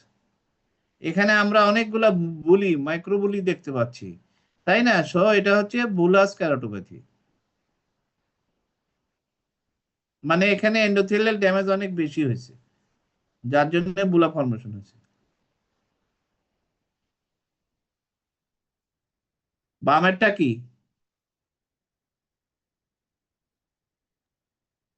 Post congestive Irish atrophy. এই যে দেখো এখানে আমার পিপিলটা ডিফর্মড, তাই না, slightly dilated and irregular in shape. The sectoral iris atrophy is present at the middle of the iris and the nasal side and the temporal side, both side আছে, এবং PI 3 PI are seen at the upper part of the iris, and the atrophy also seen at the periphery of the iris. Iris atrophy is also present at the periphery. Throughout the circumference of the periphery, iris atrophy is present. তাহলে এটা কি indicate করতেছে?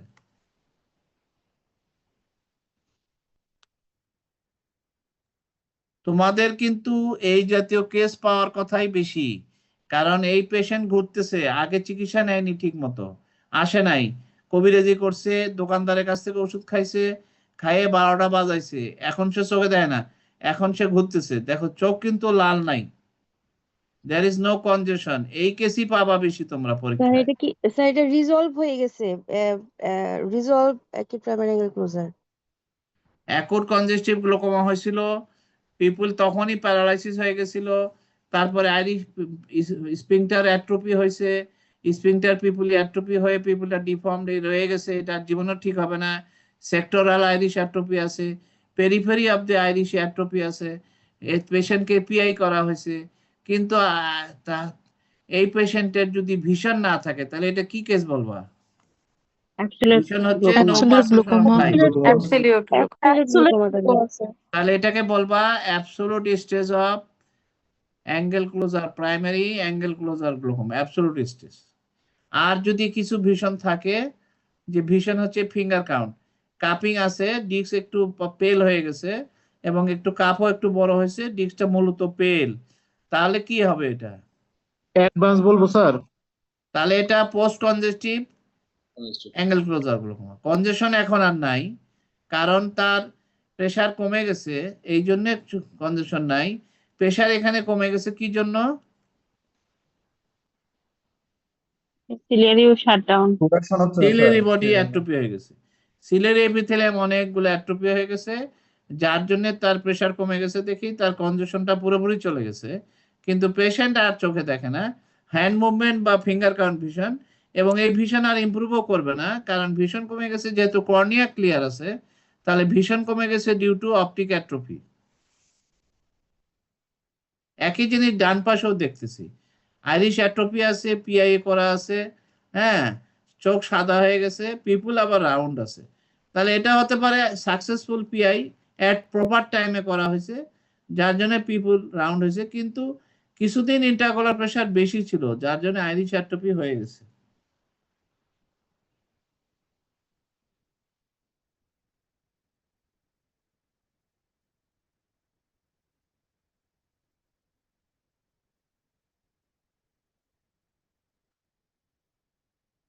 এখানে আমরা কি দেখতে পাচ্ছি? বামের ছবিতে দেখো কি দেখতে পাচ্ছি? স্যার হেভিলি পিগমেন্টেড ট্রাবিকুলার মেশওয়ার্ক আর ট্রাবিকুলার পরে ট্যাবিকুলার মেশওয়ার্ক পিগমেন্টেড ঠিক আছে, কিন্তু তার সামনে যে আরেকটা পিগমেন্টেড লাইন দেখা যাচ্ছে, স্যাম্পলসি লাইন লাইন স্যার এই যে পিগমেন্টেড ট্যাবিকুলার মেশওয়ার্কের সামনে যে সাদাটা, এটা কি? এটা Schwalbe's line sir that's always line pigmented trabecular মেশওয়ার্কের সামনে হচ্ছে সলভিস লাইন, সলভিস লাইনের সামনে একটা পিগমেন্টেড লাইন দেখা যাচ্ছে, তাহলে এইটা হচ্ছে সাম্পাওলোসিস লাইন, তাই না? সাম্পাওলোসিস লাইন। আবার এখানে আমরা দেখতে পাচ্ছি, এখানেও আমরা একটা লাইন দেখতে পাচ্ছি একদম বাইরে, পিগমেন্টেড ট্যাবিকুলার মেশওয়ার্কের অনেক বাইরে সামনের দিকে একটা লাইন, এটাও তাহলে সাম্পাওলোসিস লাইন, তাই না? কিন্তু এইখানে কি আইরিশটার অবস্থা আর এখানে আইরিশটার অবস্থা কি কি দেখতেছো? এই যে অ্যারোটা কি জন্য কি দেখাচ্ছে? স্যার আইরিশটা ডাবল এখানে হাম্প লাইন কনকেভ হয়ে কি কি লাইন? ডাবল হাম্প লাইন হ্যাঁ, ডাবল হাম্প লাইন মানে কি? দুইটা কুঁজ হয়েছে বুঝি নাই। দুইটা কুঁজ হয়েছে কি জন্য? একটা লেন্সের উপরে বসে আছে এই জন্য, আর একটা কে বসে আছে লেন্সের উপরে? আইরিশ কেন বসে আছে?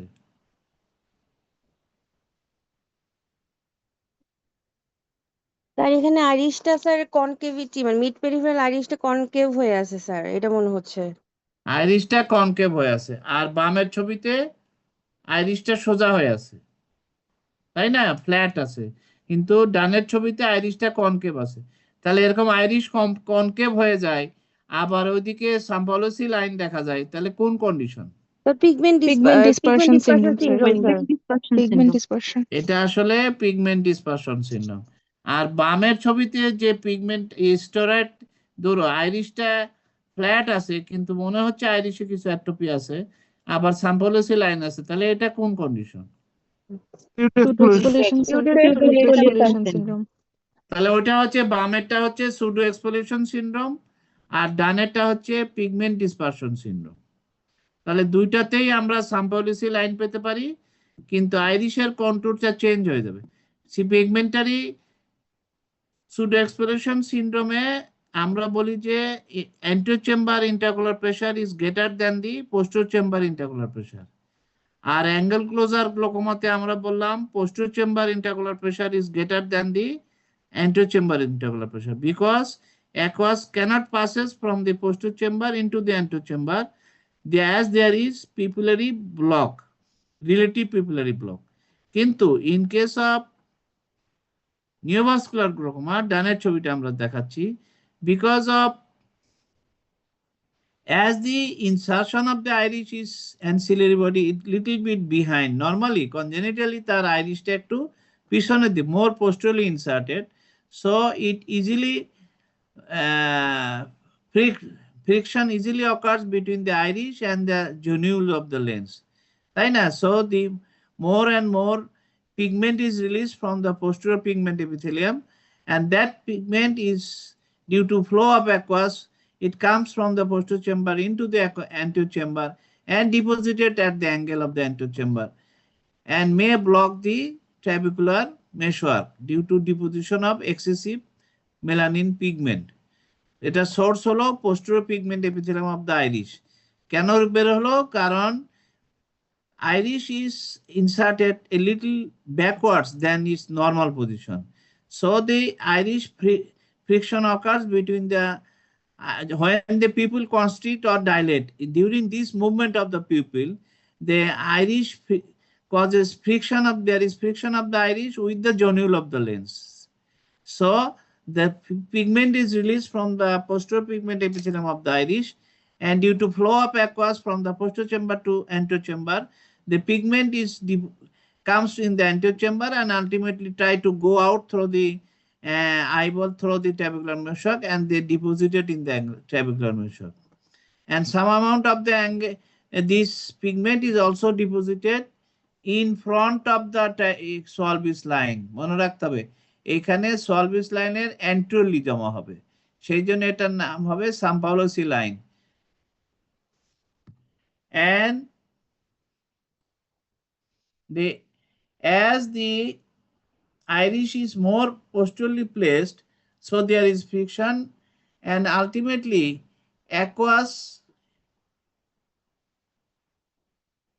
more aqueous is deposited in the anterior chamber than the posterior chamber. আমরা একটু ছবিটা দেখি।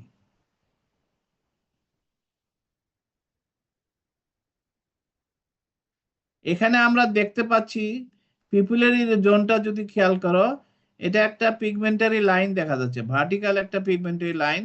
এটা সবাই জানো, এটা হচ্ছে ক্রোকেনবার্গ স্পিন্ডেল। ক্রোকেনবার্গ স্পিন্ডেল এটা কই থেকে আসলো? এটা পোস্টেরিয়র পিগমেন্ট এপিথেলিয়াম থেকে রিলিজ হয়েছে পিগমেন্ট। কি জন্য রিলিজ হয়েছে? আইরিশের পোস্টেরিয়র সারফেস ফ্রিকশন হয়েছে with the zonule, so the pigment release হয়েছে। এই pigment due to flow of aqueous anterior চেম্বারে আসছে, অ্যান্টেরিয়র চেম্বারে আসে, এটা আবার ভার্টিক্যালি ডিপোজিশন হয়েছে। এটা like the KP, they are deposited on the back of the cornea. কারণ আমরা বলি যে অ্যাকোয়াস পোস্টেরিয়র চেম্বার থেকে অ্যান্টেরিয়র চেম্বারে আসার পরে there is a convection current, মানে cornea is 5 degree less temperature, 5 degree centigrade less temperature than the temperature of the iris, because iris is vascular, cornea is avascular. So the temperature of the cornea is 5 degree less than the temperature of the iris. So when the aqueous comes in contact with the iris, they become heated, so they go up. When the iris aqueous comes in contact with the cornea, they become cool, and so their temperature reduces of the aqueous, so they deep down, সে তখন নিচে নেমে আসে। এইভাবে এখানে একটা convection current আছে, আইরিশের টাচে থাকলে উপরে উঠে যায়, কর্নিয়ার টাচে থাকলে নিচে নেমে যায়। এইভাবে due to this condition the vertically একটা spindle shaped pigment deposition occurs in the center of the cornea. This is called Kokenberg spindle. তা এখন এই কোকেনবার্গ স্পিন্ডেল হওয়ার ফলে এই জায়গাটা আমরা আরেকটা ছবি দেখা দরকার ছিল এখানে।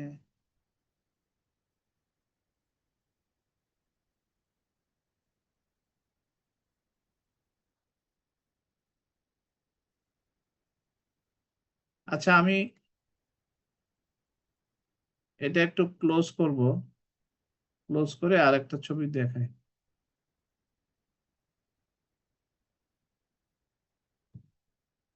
এটাতে আবার ব্যাক করব আমরা একটু পরেই। এই শেয়ারিংটা স্টপ করে দিলাম।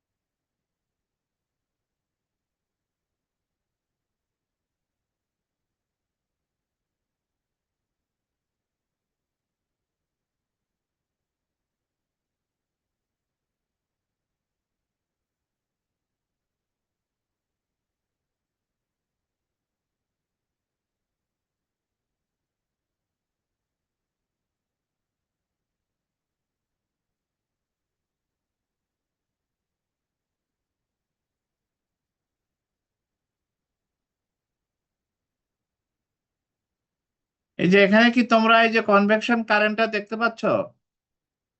নিচে দেখো একটা ডায়াগ্রামেটিক পিকচার আছে, যেখানে আমরা দেখাচ্ছি যে কনভেকশন কারেন্টটা কিভাবে হয়।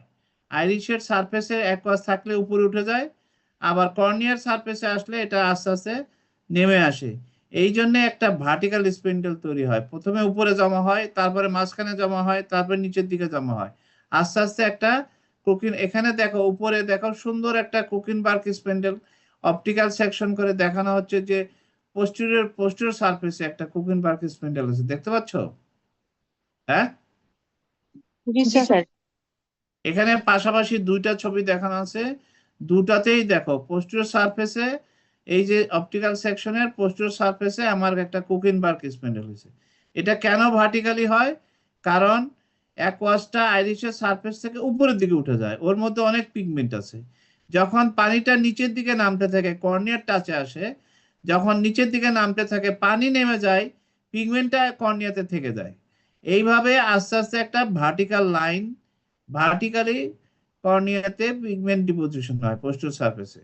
কারণ পিগমেন্ট গুলো একটু স্টিকি, এই জন্য পিগমেন্ট গুলা কর্নিয়ার সাথে টাচ করে থেকে যায় আর ওয়াটারটা নিচে নেমে যায়।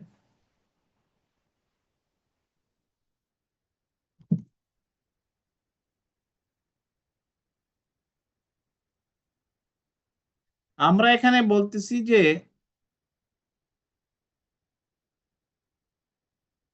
কি করলাম জিনিসটা,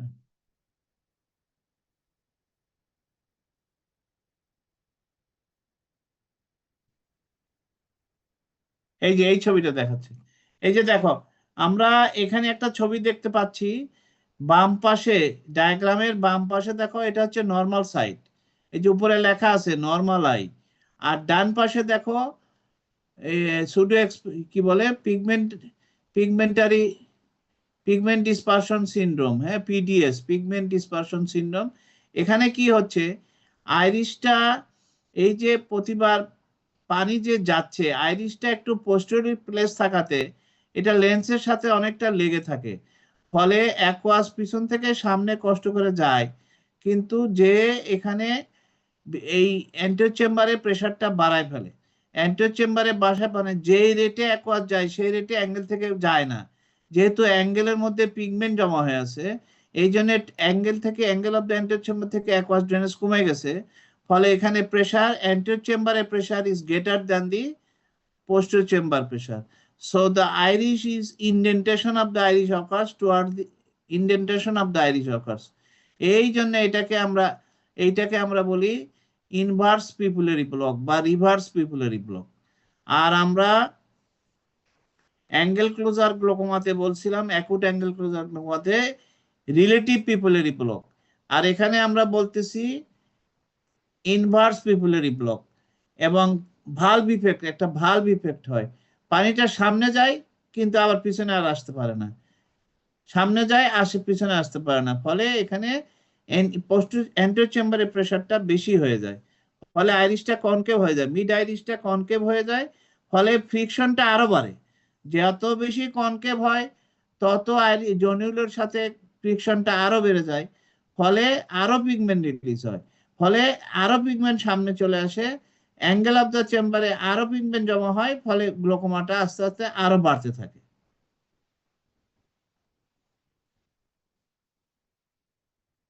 এই জায়গাটা কি বুঝতে পারছো? জি স্যার। জি স্যার। জি স্যার। জি স্যার। তাহলে বলতে হবে যে অ্যাঙ্গেল ক্লোজার গ্লোকোমাতে posterior chamber intercollar pressure is greater than the anterior chamber intercollar pressure. So the iris is bulged forwards, which we call iris bombi. But in pigmentary glaucoma, the mid iris is pushed backwards against the zonule, as the intercollar pressure, anterior chamber intercollar pressure is greater than the posterior chamber intercollar pressure.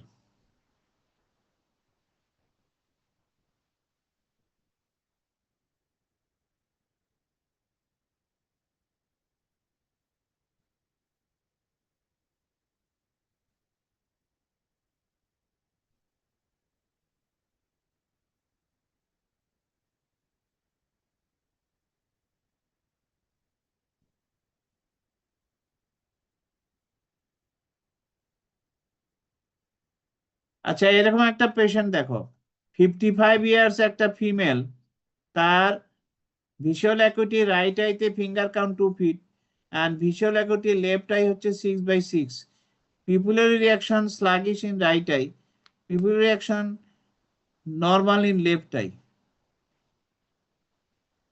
এটা কি diagnosis বলতে চাচ্ছ?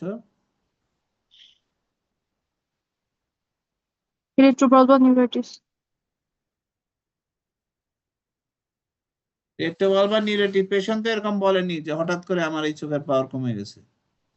Patient বলে আমি এই চোখে কম দেখি। Cupping তো বেশি স্যার। হ্যাঁ, কাপিং আছে, নেজাল শিফটিং আছে স্যার, ভার্টিক্যালি ওভাল কাপ। পেট ক্যাপিলারি টেম্পোরাল অ্যাট্রফি। প্যালোর আছে। প্রথম কথা হচ্ছে তোমাকে পেরিফেরাল এক্টোট্রপি আছে, সেকেন্ডারি গ্লুকোমা কিন্তু nasal shifting of blood vessel আছে। আবার এইদিকে এই দেখো ইনফেরিয়র একটা নচ আছে, দেখা যায় একটা নচ আছে, বেনোটিং সাইন আছে, অ্যাঙ্গেল এই যে bending of blood vessel, nasal shifting আছে, সিডি রেশিও ভার্টিক্যালি তোমার এটা প্রায় 0.8 হবে।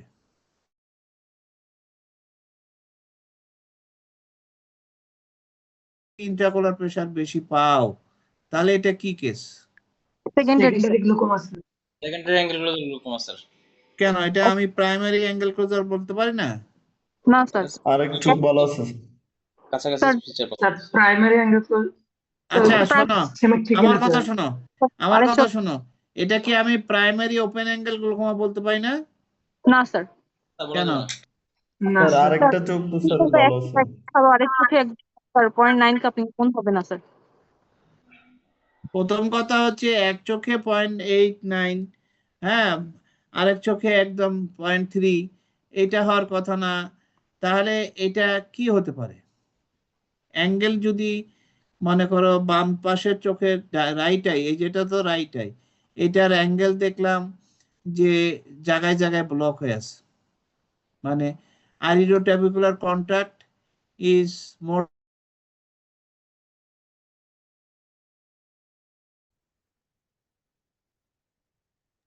আর ডান ক্রনিক অ্যাঙ্গেল পাশে closure glaucoma. Chronic angle closure. আমার কথা শোনো, আর লেফটে দেখলাম, লেফটে আমার দেখলাম যে অ্যাঙ্গেলটা হচ্ছে 20 ডিগ্রি, হ্যাঁ, অ্যাঙ্গেল হচ্ছে 20 ডিগ্রি বা মনে করো 10 ডিগ্রি অ্যাঙ্গেল লেফটে। লেফটের ইন্টারকোলার প্রেশার বেশি, রাইটের ইন্টারকোলার প্রেশার সামান্য বেশি, কিন্তু গনিওস্কোপি করে দেখলাম যে এটার অ্যাঙ্গেল মোর দেন 270 ডিগ্রি আমার ব্লক আছে। তাহলে এটা কি কি? কিন্তু শোনো, পেশেন্ট বলতেছে তার কোনোদিনই চোখ লাল হয়নি, কোনোদিনই তীব্র ব্যথা হয়নি, কিন্তু ডান চোখে সে দেখতে পায় না। স্যার রাইটেতে chronic angle closure glaucoma. Exactly, এটা হচ্ছে chronic angle closure glaucoma. Chronic angle closure glaucoma এক চোখে হতে পারে, আবার chronic primary angle closure glaucoma দুই চোখেই থাকতে পারে। হ্যাঁ, এক চোখেও থাকতে পারে, দুই চোখেও থাকতে পারে, কিন্তু প্রাইমারি ওপেন অ্যাঙ্গেল গ্লুকোমা এক চোখে সিডি রেশিও 0.9 হয়ে গেছে, আরেক চোখে কিছুই নাই 0.03, এবং গনিওস্কোপি দেখলাম আমি যে অ্যাঙ্গেল হচ্ছে ওপেন, রাইট আইতে আমি দেখলাম যে অ্যাঙ্গেল মনে করো যে ন্যারো। এটাকে তো গনিওস্কোপি না করে আমি কোনোদিনই বলতে পারবো না যে এটা ওপেন অ্যাঙ্গেল না narrow angle glaucoma. Angle closure glaucoma হলে এটা ব্যথা হয়নি, কি জন্য হয়নি? কারণ তার intraocular pressure creeping angle closure হয়েছে। মানে আমরা বলি জিপার, যেমন প্যান্টের জিপার, তারপরে তোমার ব্যাগের জিপার, যেমন আস্তে আস্তে এক সাইড থেকে বন্ধ করতে করতে আরেক সাইডে আসি আমরা, সেরকম ইন্টারকোলার এই যে আইরিডোট্যাবিকুলার কন্ট্যাক্ট বা পেরিফেরাল অ্যান্টোসাইনিকিয়া যদি একদিক থেকে হয়েছে, আবার আরেক জায়গায় একটু হয়েছে, আরেক জায়গায় একটু হয়েছে, আরেক জায়গায় একটু হয়েছে, ফলে ইন্টারকোলার প্রেশার সামান্য বাড়ছে, কত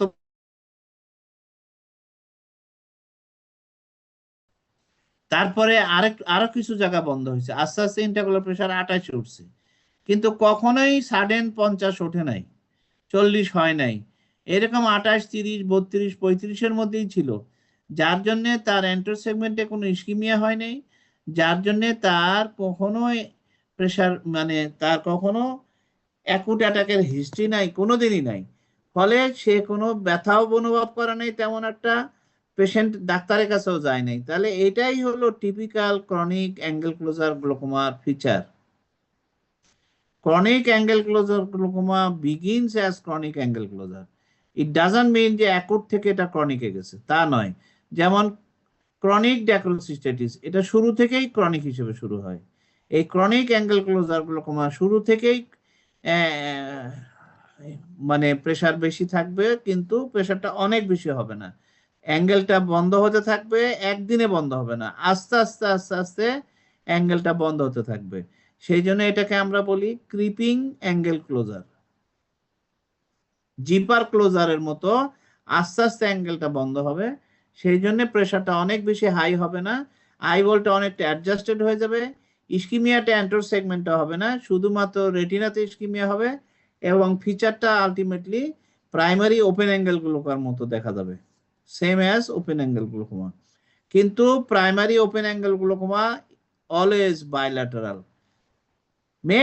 এখানে এমন হতে পারতো যে বাম রাইট আইয়ের সিডি রেশিও 0.8, লেফট আইয়ের সিডি রেশিও 0.5, এটা হতে পারে। সেক্ষেত্রে আমরা এটা বাইল্যাটারালি বলবো, কারণ অ্যাঙ্গেল দুটাই ওপেন এবং দুই দিকেই সিডি রেশিও বেশি, কিন্তু আনইকুয়াল, এক না। এটা আমাদের হতে পারে, এবং এটা প্রাইমারি ওপেন অ্যাঙ্গেল গ্লুকোমা। কিন্তু পরীক্ষাতে একটা কেস দিছে, এক চোখে তোমার ডিস্ক একদম 100% নর্মাল, আরেক চোখে 0.9 কাপিং, এটাকে তুমি প্রাইমারি ওপেন অ্যাঙ্গেল গ্লুকোমা, এটা তো মানা যাবে না। এটা হতে পারে যদি অ্যাঙ্গেলটা ওপেন থাকে, তাহলে এটা হতে পারে সেকেন্ডারি ওপেন অ্যাঙ্গেল গ্লুকোমা, এক চোখে সেকেন্ডারি।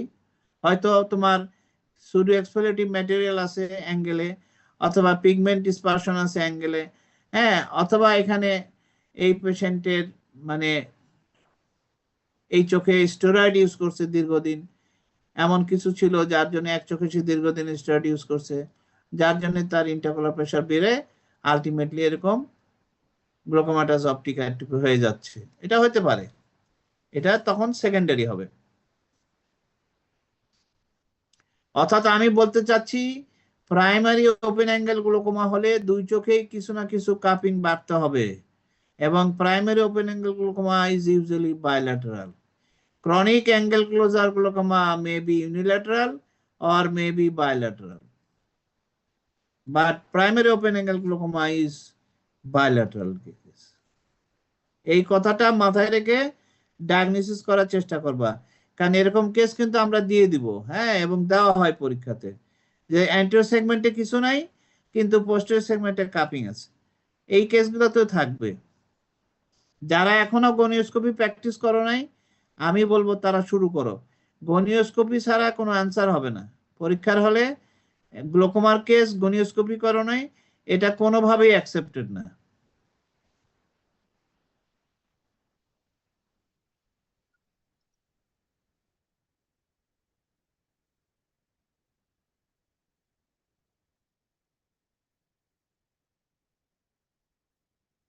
এই যে এখানে আমরা জিপার দেখাইছি, এখানে আমরা বলতেছি এই যে দেখো, এইদিকে বন্ধ হয়েছে, তারপর এইদিকে বন্ধ হয়েছে, এইদিকে বন্ধ হচ্ছে, আস্তে আস্তে বন্ধ হয়ে আসতেছে, হ্যাঁ, অ্যাঙ্গেলটা এইদিকে বন্ধ হয়ে গেছে, ন্যারো দেখাইছে, আর এইদিকে একটু ওয়াইড দেখাইছে, তার মানে এইদিকে আস্তে আস্তে এটা বন্ধ হচ্ছে, এটাকে আমরা বলতেছি ক্রিপিং অ্যাঙ্গেল ক্লোজার।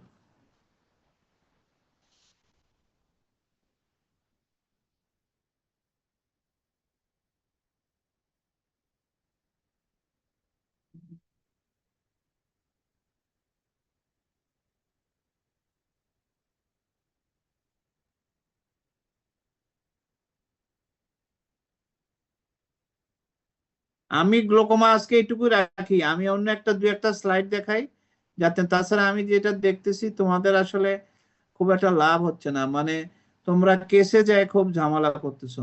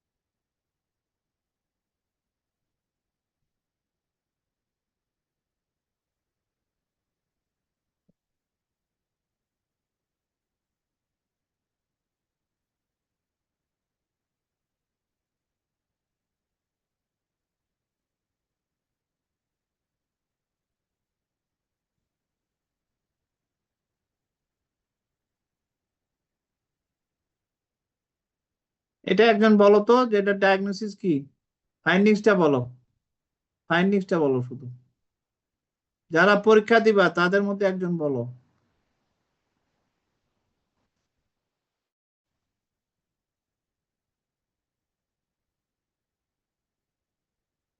বলো অনন্যাই বলো, অনন্যা এবার পরীক্ষা দিবা না? স্যার দিব স্যার। আচ্ছা বলো, ডিসক্রাইব করো, ফাইন্ডিংসটা বর্ণনা করো। Sir, optic disc is not clearly visible. There is a fibrous band which is extend from superior temporal arcade to inferior temporal arcade involving optic disc, and on peripheral retina there is hard exudate, dot এই blot কথাটা hemorrhage. এইভাবে না বলে তুমি কি এরকম বলতে পারতা না যে a fibrovascular band is present around the entire temporal vascular arcade above and below, including and in front of the disc. A fibrovascular arcuate shaped band is present around the temporal in superior and inferior temporal arcuate, including the disc. So the part of the nasal part of the disc is not visible because of the overlying fibrovascular sheet. তাই না? হ্যাঁ, তারপরে বলো। On peripheral retina there is hard exudate, dot blot hemorrhage, dot blot hemorrhage in all quadrant. All coordinated dot ball দেখা যায়, আন্দাজে কথা, সব কথা এগুলো বলতে হবে, আছে কিছু কিছু আছে, বলো পেরিফেরিতে আছে। হ্যাঁ, তারপরে Vein are engorged, and there is a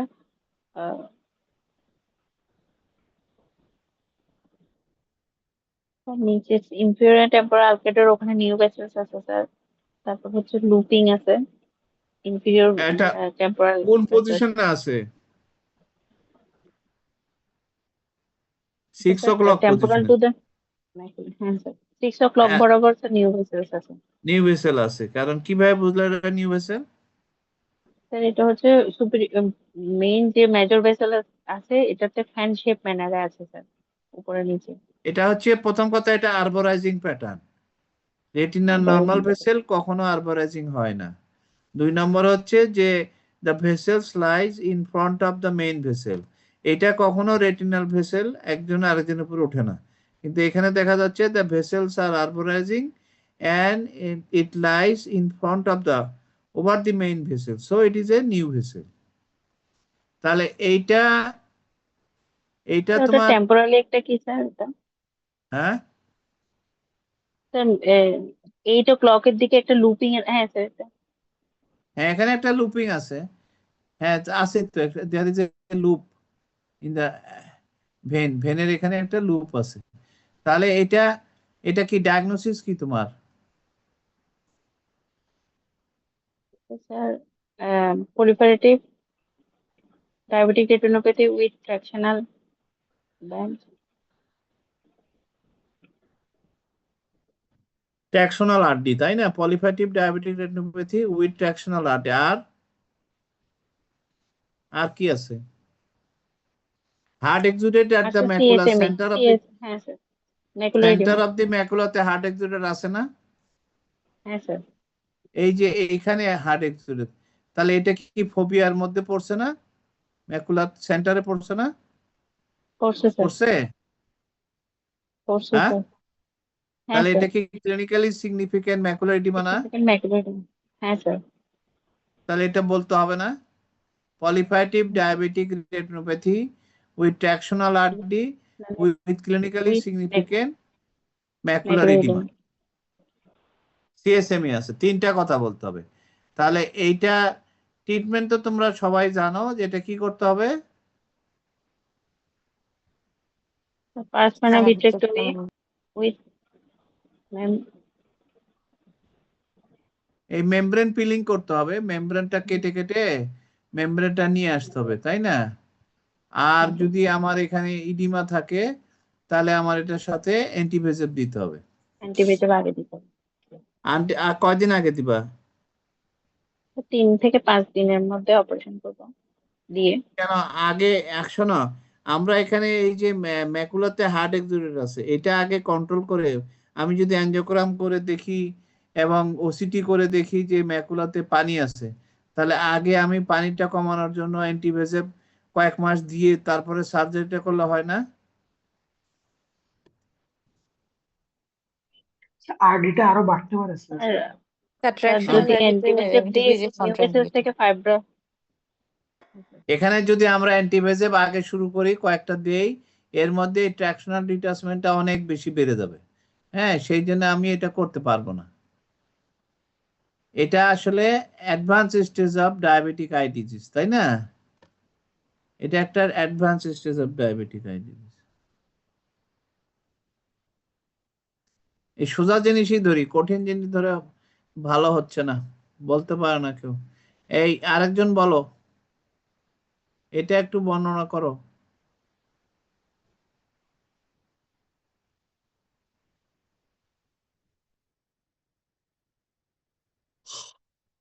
বলো বলো, দেরি করো না, রাত হয়ে গেছে, ঘুম পাচ্ছে।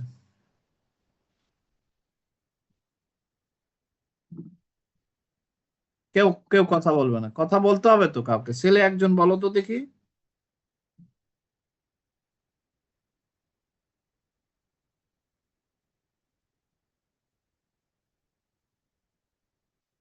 কি ব্যাপার, কেউ কথা বলতেছে না কেন? একজন তো কথা বলতে হবে।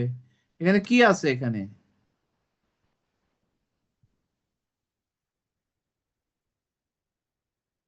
হ্যাঁ, hard exudate peripherally and at the macula. এভাবে বললে হবে? তুমি সুন্দর করে বলো, তিন্নি বলতেছো, বলো। The color fundus photography showing there are hard exudate all over the retina and peripherally and at the center of the macula. কি হয়ে গেল? Hard exudate at the center of the macula. Hard exudate at the macula, macula পুরোটার মধ্যে আছে, plus তোমার above the disk আছে। হ্যাঁ, hard exudate কিভাবে আছে? এটা কিভাবে আছে? হার্ড এক্সুডেট কোনো বর্ণনা নাই, কিভাবে আছে এটা? না, ওইটা যাকে বলতেছিল তাকে বলতে দাও। এখানে যে multiple circinate are present, hard exudate, numerous hard exudate are present at the macula in the form of sarcinate pattern. Several sarcinate are present, ring are present in the macula, and at some places the hard exudates are accumulated in the form of cluster formation হয়ে গেছে, স্তূপ হয়ে আছে, স্তূপ cluster. এবং the hard exudate also involve the center of the macula. This is very important. এই যে পেরিফেরিতে, এই যে উপরের দিকে আছে, এটা হচ্ছে অনেক বেশি ইম্পর্টেন্ট হচ্ছে এইটা, কারণ পেশেন্ট আসে এটার জন্য, এই সেন্টারের জন্য। আর এই যে নেজালি আছে, যেটা nasal to the disc and superior part of the retina above the disc, এখানেও আমার হার্ড এক্সুডেট দেখাচ্ছে। এখন তিন্নি বলো, এগুলোকে তুমি যে হার্ড এক্সুডেট বললা, আমি বলতেছি না, দে আর actually ড্রুজেন।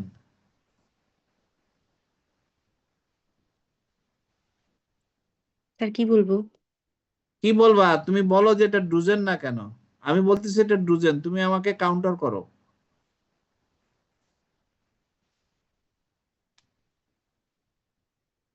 Sir drusen, sir hard এক্সুডেটের আউটলাইন ডিফিনিট আউটলাইন থাকে, ড্রুজেনের স্যার ফেইন্ট আউটলাইন থাকে।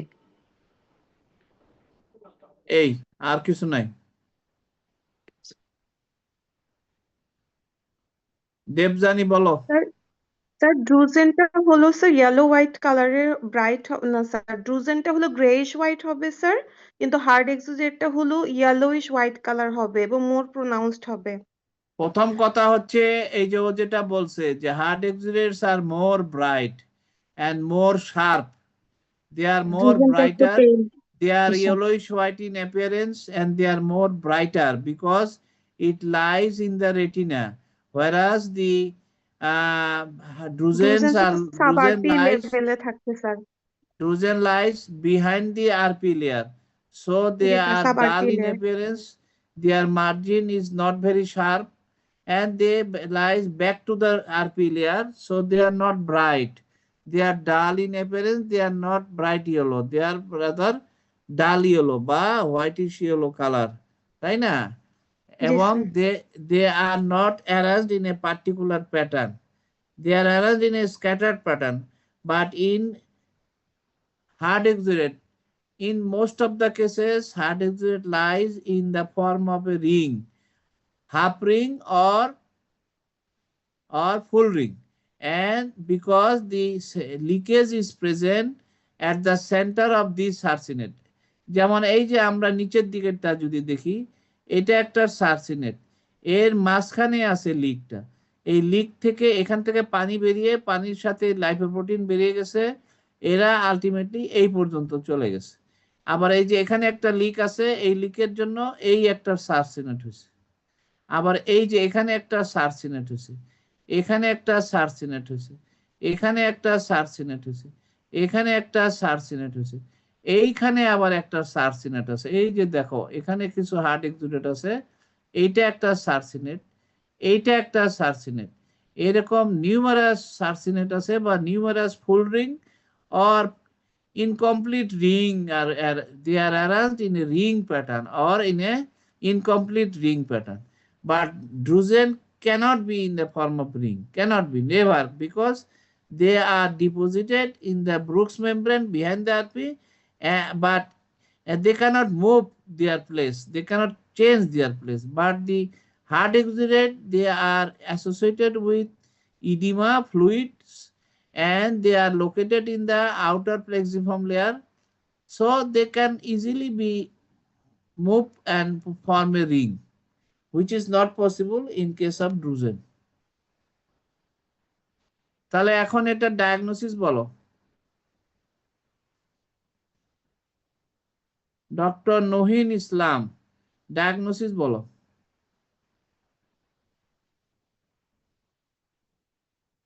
আচ্ছা এই তিন্নি, এটা কি শুধু তোমার এই হার্ড এক্সুডেটের বর্ণনা দিলে হবে, আর কিছু বলতে হবে? স্যার ভেসেল গুলা নিয়ে স্যার বলতেন। আর্টারি ভেনাস চেঞ্জ আছে স্যার, আর্টারি ভেনাস ক্রসিং আছে স্যার। ক্রসিং আছে কোথায়? স্যার ইনফেরিয়রলি কোথায়? ডিসকের ল্যাটারালি স্যার। ডিস্কের ল্যাটারালি তো ম্যাকুলা থাকে। স্যার ইনফেরিয়র আর্কেড বরাবর স্যার। ইনফেরিয়র আর্কেড বরাবর। স্যার আর্টারিটা একটু স্যার কপার ওয়্যারিং এর মতো লাগতেছে sir. Close to the disc, তাই তো? জি স্যার, জি একটু স্যার, ফেইন্ট নিয়ার দ্য লাগতেছে, ডিস্ক ইনফেরিয়র আর্কেড বরাবর স্যার। একটু ওখানে আর্টারি ফেইন্ট ভেনাস লাগতেছে। ক্রসিং আছে। জি স্যার। হ্যাঁ, তাহলে তাহলে এটা কি? আর্টারিটা একটু কপার ওয়্যারিং মনে হচ্ছে, ভালো কথা। জি স্যার। আর ভেন কি মনে হচ্ছে?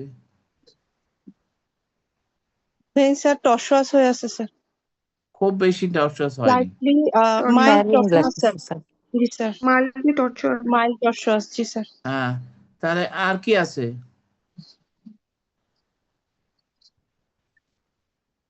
ভেসেল কাউন্ট হলো কম। আর কিছু নাই? এই যে এখানে কি এগুলো কি? হেমোরেজ আছে এখানে, এই যে temporal to the macula. Haemorrhage. এই বদমাশ, এটা ফ্লেম হেমোরেজ না স্যার, এগুলা blood haemorrhage, blood haemorrhage. Blood haemorrhage, এগুলা ডট ব্লড হেমোরেজ আছে। তাহলে এটা ডায়াগনোসিস কি হলো? Sir Non-proliferative diabetic retinopathy with clinically significant macular edema. Non-proliferative diabetic retinopathy Significant with hypertensive change sir. আরে না, hypertension With clinically significant macular edema. না না, তুমি এটাকে স্টেজ বলতে হবে। আচ্ছা, moderate NPDR with CSME significant macular। এখন গলা বাড়াচ্ছে তা উল্টা পাল্টা, এই কথাগুলাই সমস্যা হবে পরীক্ষাতে, যে একই সমস্যা হয়, যে বলে ঠিক মতো বলে না, ঠিক মতো বলে ঠিক মতো বলে না। হ্যাঁ, এটা হচ্ছে moderate stage of non proliferative diabetic retinopathy with clinically significant macular edema. জি স্যার। আর ডিস্কটা একটু পেল আছে, এটা হয়তো ছবির কারণে এরকম লাগতেছে, পুরো ডিস্কটাই পেল দেখা যাচ্ছে। যাই হোক, এটা হচ্ছে moderate stage of non proliferative diabetic retinopathy with clinically significant macular edema. তোমরা যে আর্টারি চেঞ্জ বলতেছো ওইটা উল্লেখযোগ্য আর্টারি ভেনাস চেঞ্জ নাই। আর্টারি এবং ভেনে কোনোটাতেই এমন কোনো চেঞ্জ নাই, কারণ মডারেট স্টেজ, মাইল্ড মডারেট স্টেজে ভেনাস চেঞ্জ কোনো রিমার্কেবল ভেনাস চেঞ্জ থাকে না।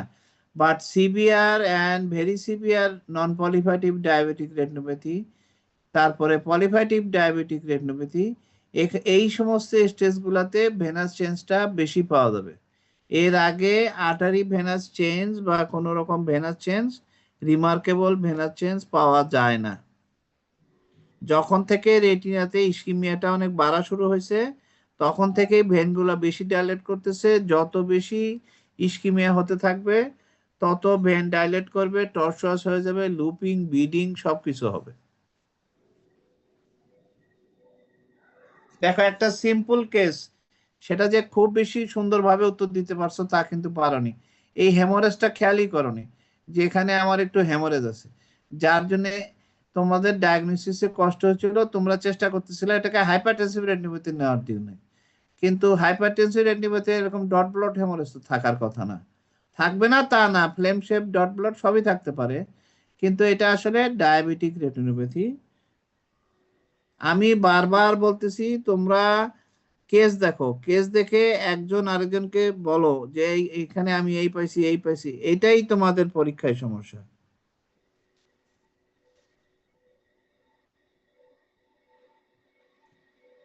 ঠিক আছে, আজকে এই পর্যন্তই থাক, 12টা বেজে গেছে।